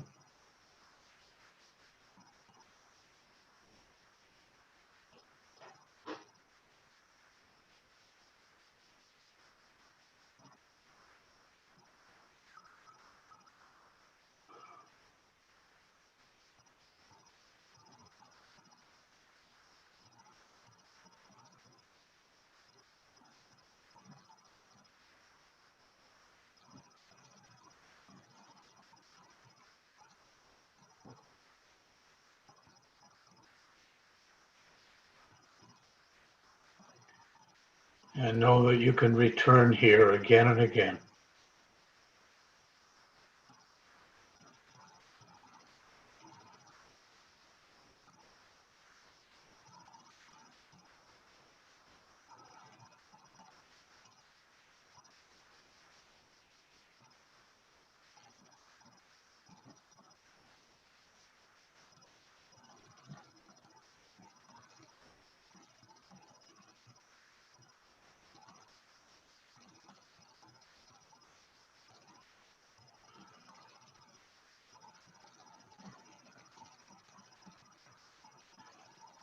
And now let's give thanks to Baba for this infinite divine love,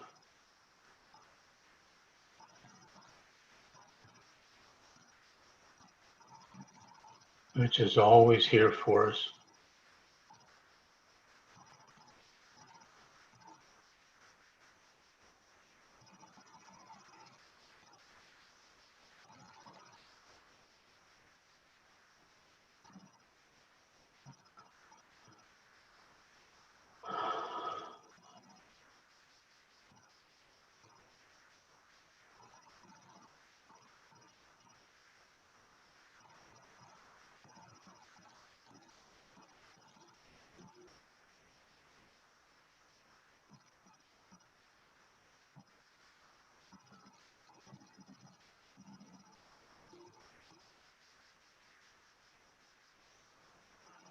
And gently bring your awareness back to where you're sitting.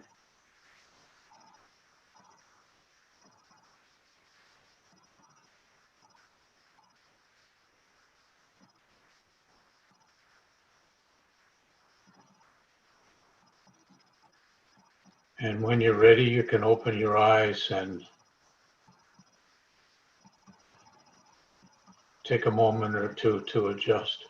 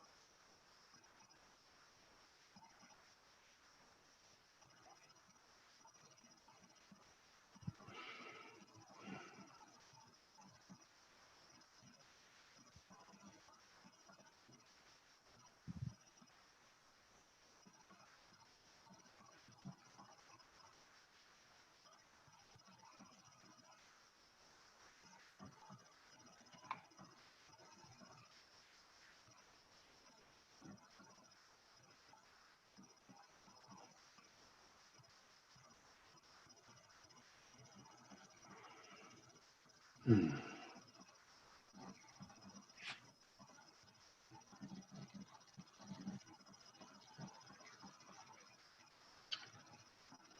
So,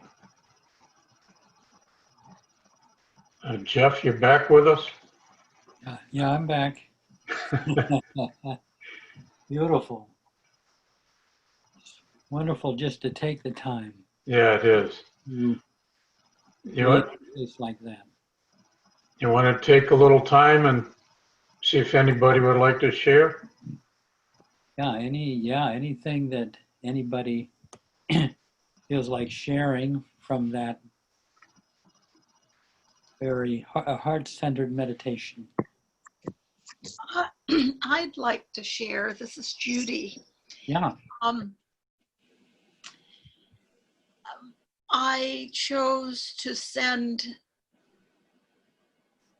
Baba's love to all of the Black mothers in America who had lost their sons or daughters to gun violence or police brutality.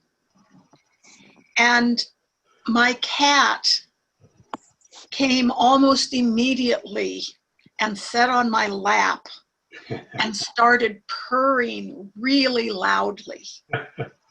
And then she did something she's never done before. She turned around straight toward me, put her front paws on my chest, and came right up to my mouth and nose and started breathing in the love that I was breathing out. Wow. It was, I've had her for over 10 years, and clearly she was drawn to the love that was pouring out from Baba through my heart, and was smart enough that she was sure going to pick up on it. Beautiful. Oh, that's wonderful, Judy. Yeah, animals know. Yeah. That's wonderful. It was so affirming that something was really happening. It's like I couldn't miss it, even me. I'd like to say something. I live in Minneapolis, St. Paul, and of course that's the epicenter of this crisis. And during that part of it, I woke up at 3 in the morning because there was smoke in my bedroom, and the gas station on the corner, it's like 100 feet away, maybe a little even less even, was on fire. And there were just many, many fires on both sides of the rivers both sides of the river. So I went down to that river in the Mississippi, and I was sitting there, and there was like no one down there, which is very rare. And I was watching those cataclysmic sparkles of the sunlight on the water. And I did the prayers. I did the Opavardagar prayers and the prayer of repentance, and I was just sending it out. And I was realizing that as I'm sending out these prayers and saying Baba's name and just doing this total, like, trying to center myself because I was so afraid, that that was the night that things started to calm down. And when I was just doing this heart meditation, I was getting that same picture of that sunlight, the cataclysmic sparkles of the sun on the water beaming out of my heart. And I think that's our power as Baba lovers, is that we know the power of Baba's name and the power of those prayers. And I like to think I did my part that day to calm things down. But that same image, it really just like filled my heart. So thank you, Stuart, because I think that's a powerful one that I can use going forward. Lovely. Beautiful. Thanks for sharing that, Leah.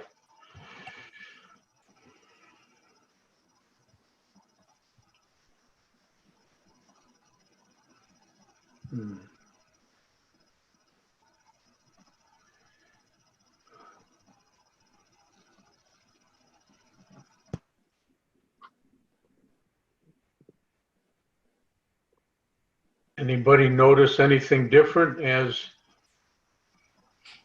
you did this?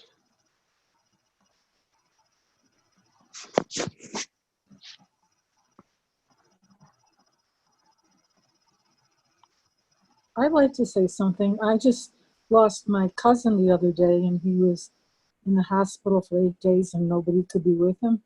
So I sent that love to my cousin, and I kind of went off somewhere, and I think it maybe helped him. I don't know. Okay.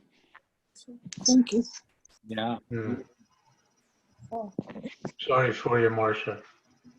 Yeah, well, for this time, yeah, it just was not expected, so. Okay. Thank you. Sorry. This can be a wonderful thing to send to someone who is struggling or passing or has passed. Well, I've been doing the prayers and lighting a candle for him, because I guess he was in Phoenix, so he's on his way back to Chicago. We're in Chicago, so. But yeah. I also sent some to a couple other people at the same time. Yeah. Everybody needs that right now, to have that kind of love, Yeah, It's a hard time for people. it's true. It's true.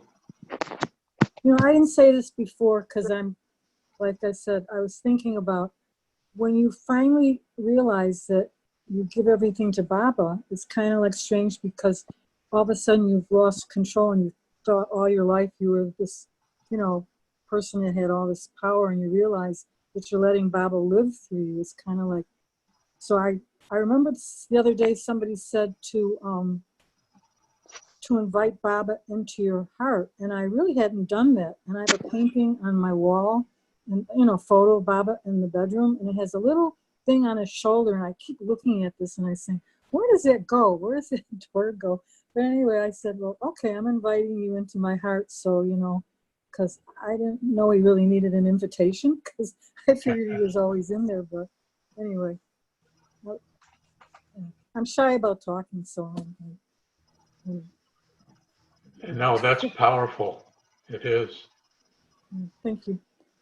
Stuart, well, we're all in the same boat, and we all reflect off of one another. So I'm having a difficulty with a neighbor too, and it's like I'm actually leaving where I live for 30 years to move away because I just want peace and quiet. But I actually sent some love to that person too, so it made me feel better. Yeah, thank you. Good. Stuart, hi, I'm Rita, and I was here last Sunday night and listened to your meditation, and then I've been going back ever since it was recorded and I was able to access it, and listening to it like several times a day. I've just been so drawn to it. And the reason is because I had such a visceral experience with it. I just felt expansion. It's almost like a pressure, sort of a sweet sorrow kind of thing. Yeah. And it just feels so darn good that I can't stop listening to it. So I just want to thank you very much. Excuse me for the that's frog. great. Thank you.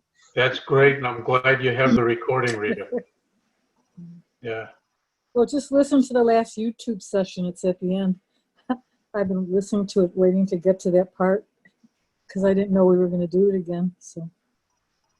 Yeah, beautiful. Yeah.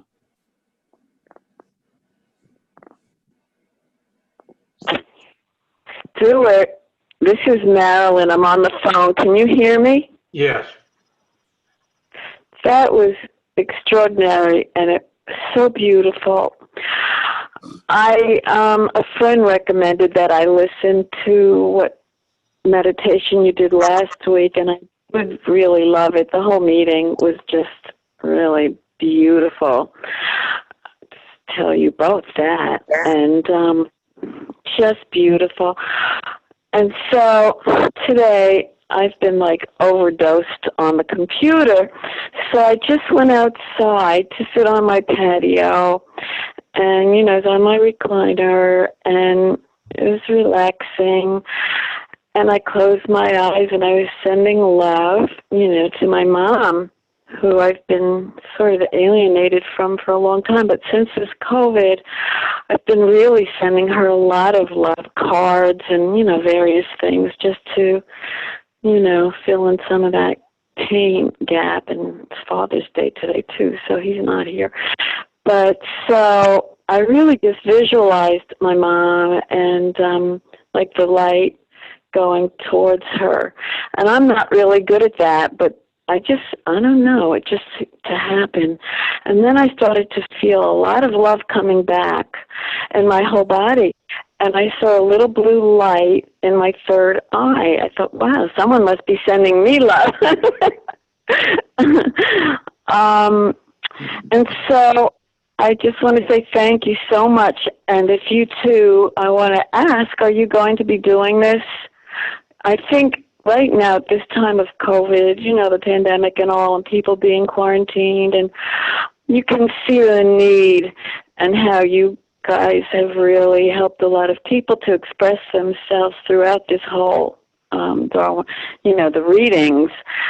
I think it's been a fantastic outlet for people. And it might, you know, you could ask the people if that's something that they would want to do after, you know, every week. It might really help us all.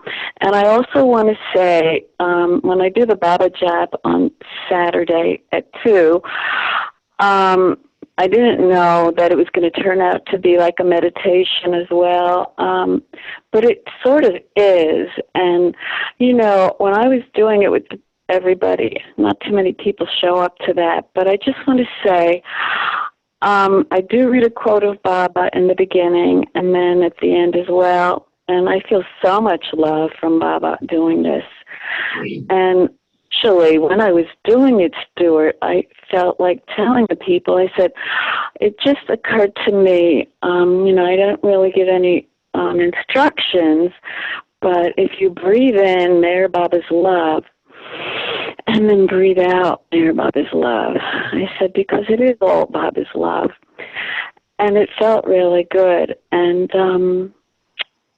just other things I wanted just to say. I was talking to some of the participants about, I actually watched it today. It's called Avatar Mayor Baba at Dante's house. Dante's house?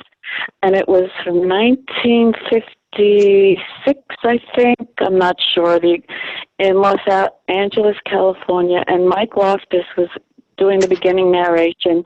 And it's beautiful. And Bob is there, and Erich is there, and Mike, and Dante has a little group that he's introducing to Baba. And Bob is going to be teaching them, you know, how to do a meditation with him.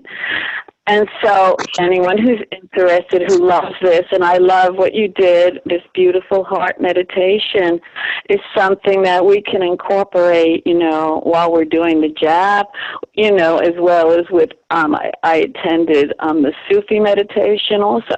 And they're all beautiful. And it's like, you know, one and the same thing, really. We could just extend it and keep, you know, it's like a circle of love that's growing.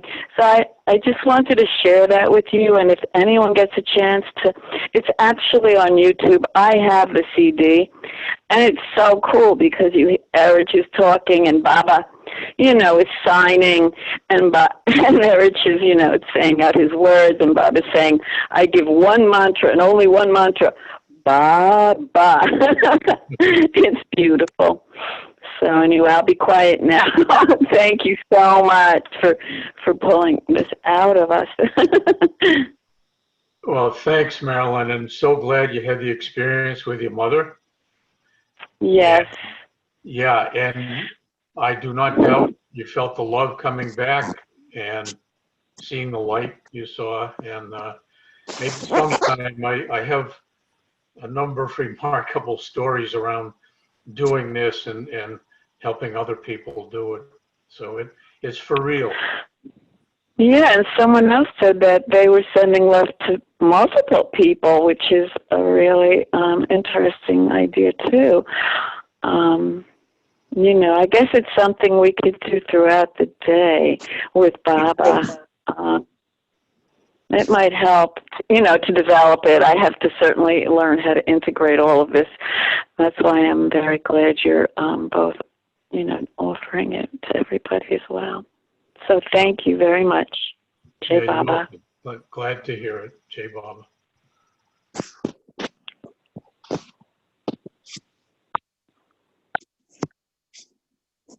I just want to say thank you. That's the first time I heard that. Thanks to Angela for sending the YouTube link. I sure felt lighter, more of Baba's love from it, and it was wonderful. And Jeff, thank you for that idea about lowering your expectations. I think that's something I really need to incorporate, and I will keep that in mind. Works. It works. Yeah. Thanks, Marvin.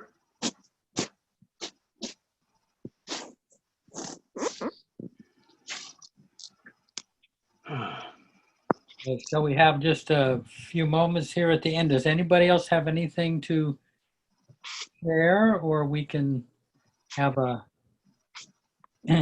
I'll just tell you, I did one a couple of weeks ago. No, maybe last week, and I focused on this one person that I have a, you know, I don't have a real deep, harmonious relationship with.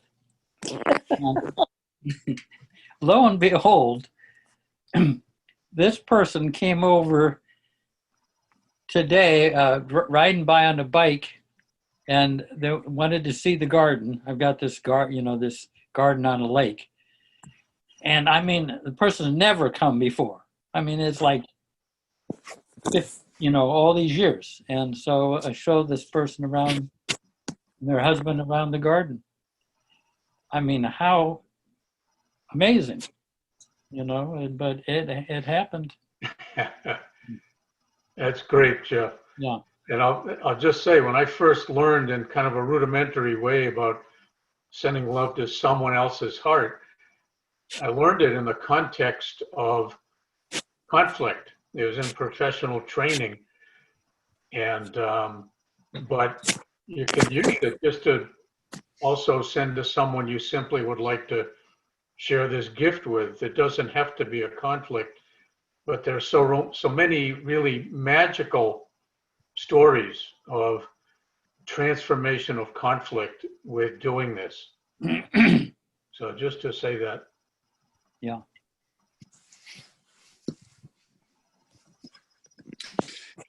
Jeff and everybody, I'm sorry I didn't say hello earlier. I was in a very, very, I don't know how to say it, just flat out pissy moany space. And usually I feel like I could at least say hello, and I just didn't. Part of it was I was on my back or on my stomach, icing my back in pain, but just wanted to, at least before everybody left, just say a quick hello and until next time. So. Yeah. Okay. Thank you, Peter. Yeah. Thank you. And I think that was very special at meditation. I don't like how I responded to it, but still I think it was awesome what you did. And I don't know what else to say about it. It was just, no, not just. It was a very, I think, special meditation. And I'd like to practice it more. It's putting another tool in a toolbox, another special tool in a toolbox. And my hope is that I can get a feeling, more of a feeling out of it. And with that, I'll pass. Thanks. Yeah, thank you. Yeah.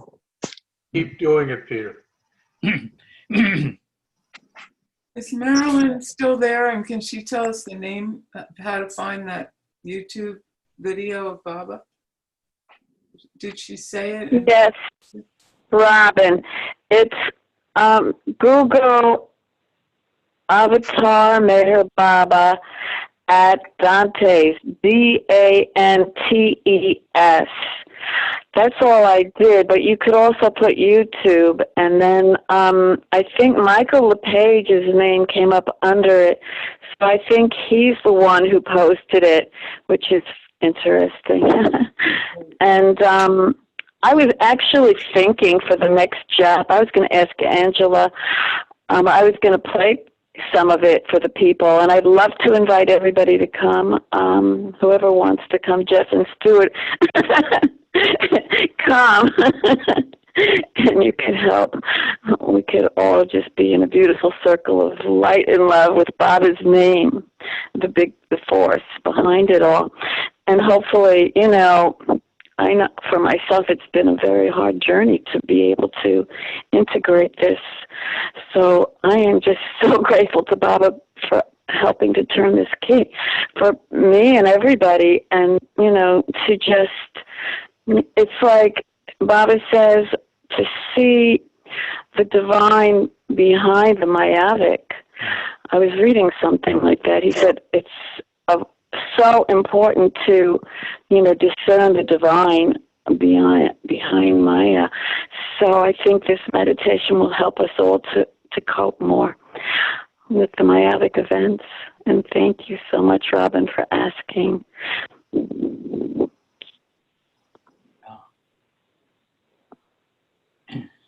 Well, shall we have a few moments of silence before we go off into Maya? Yeah. Get Baba out there. Yeah. Okay.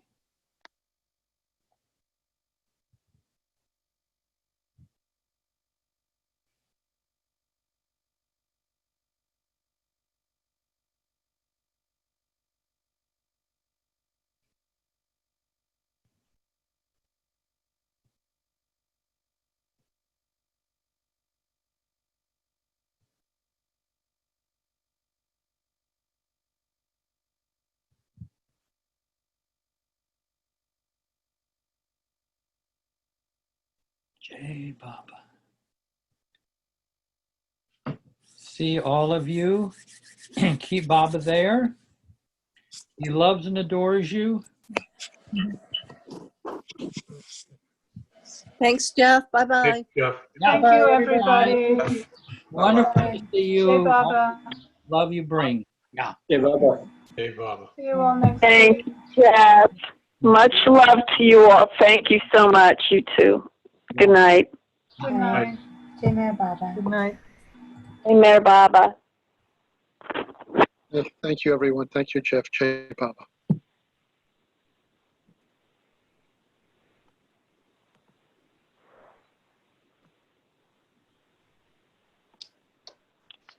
Jai Baba.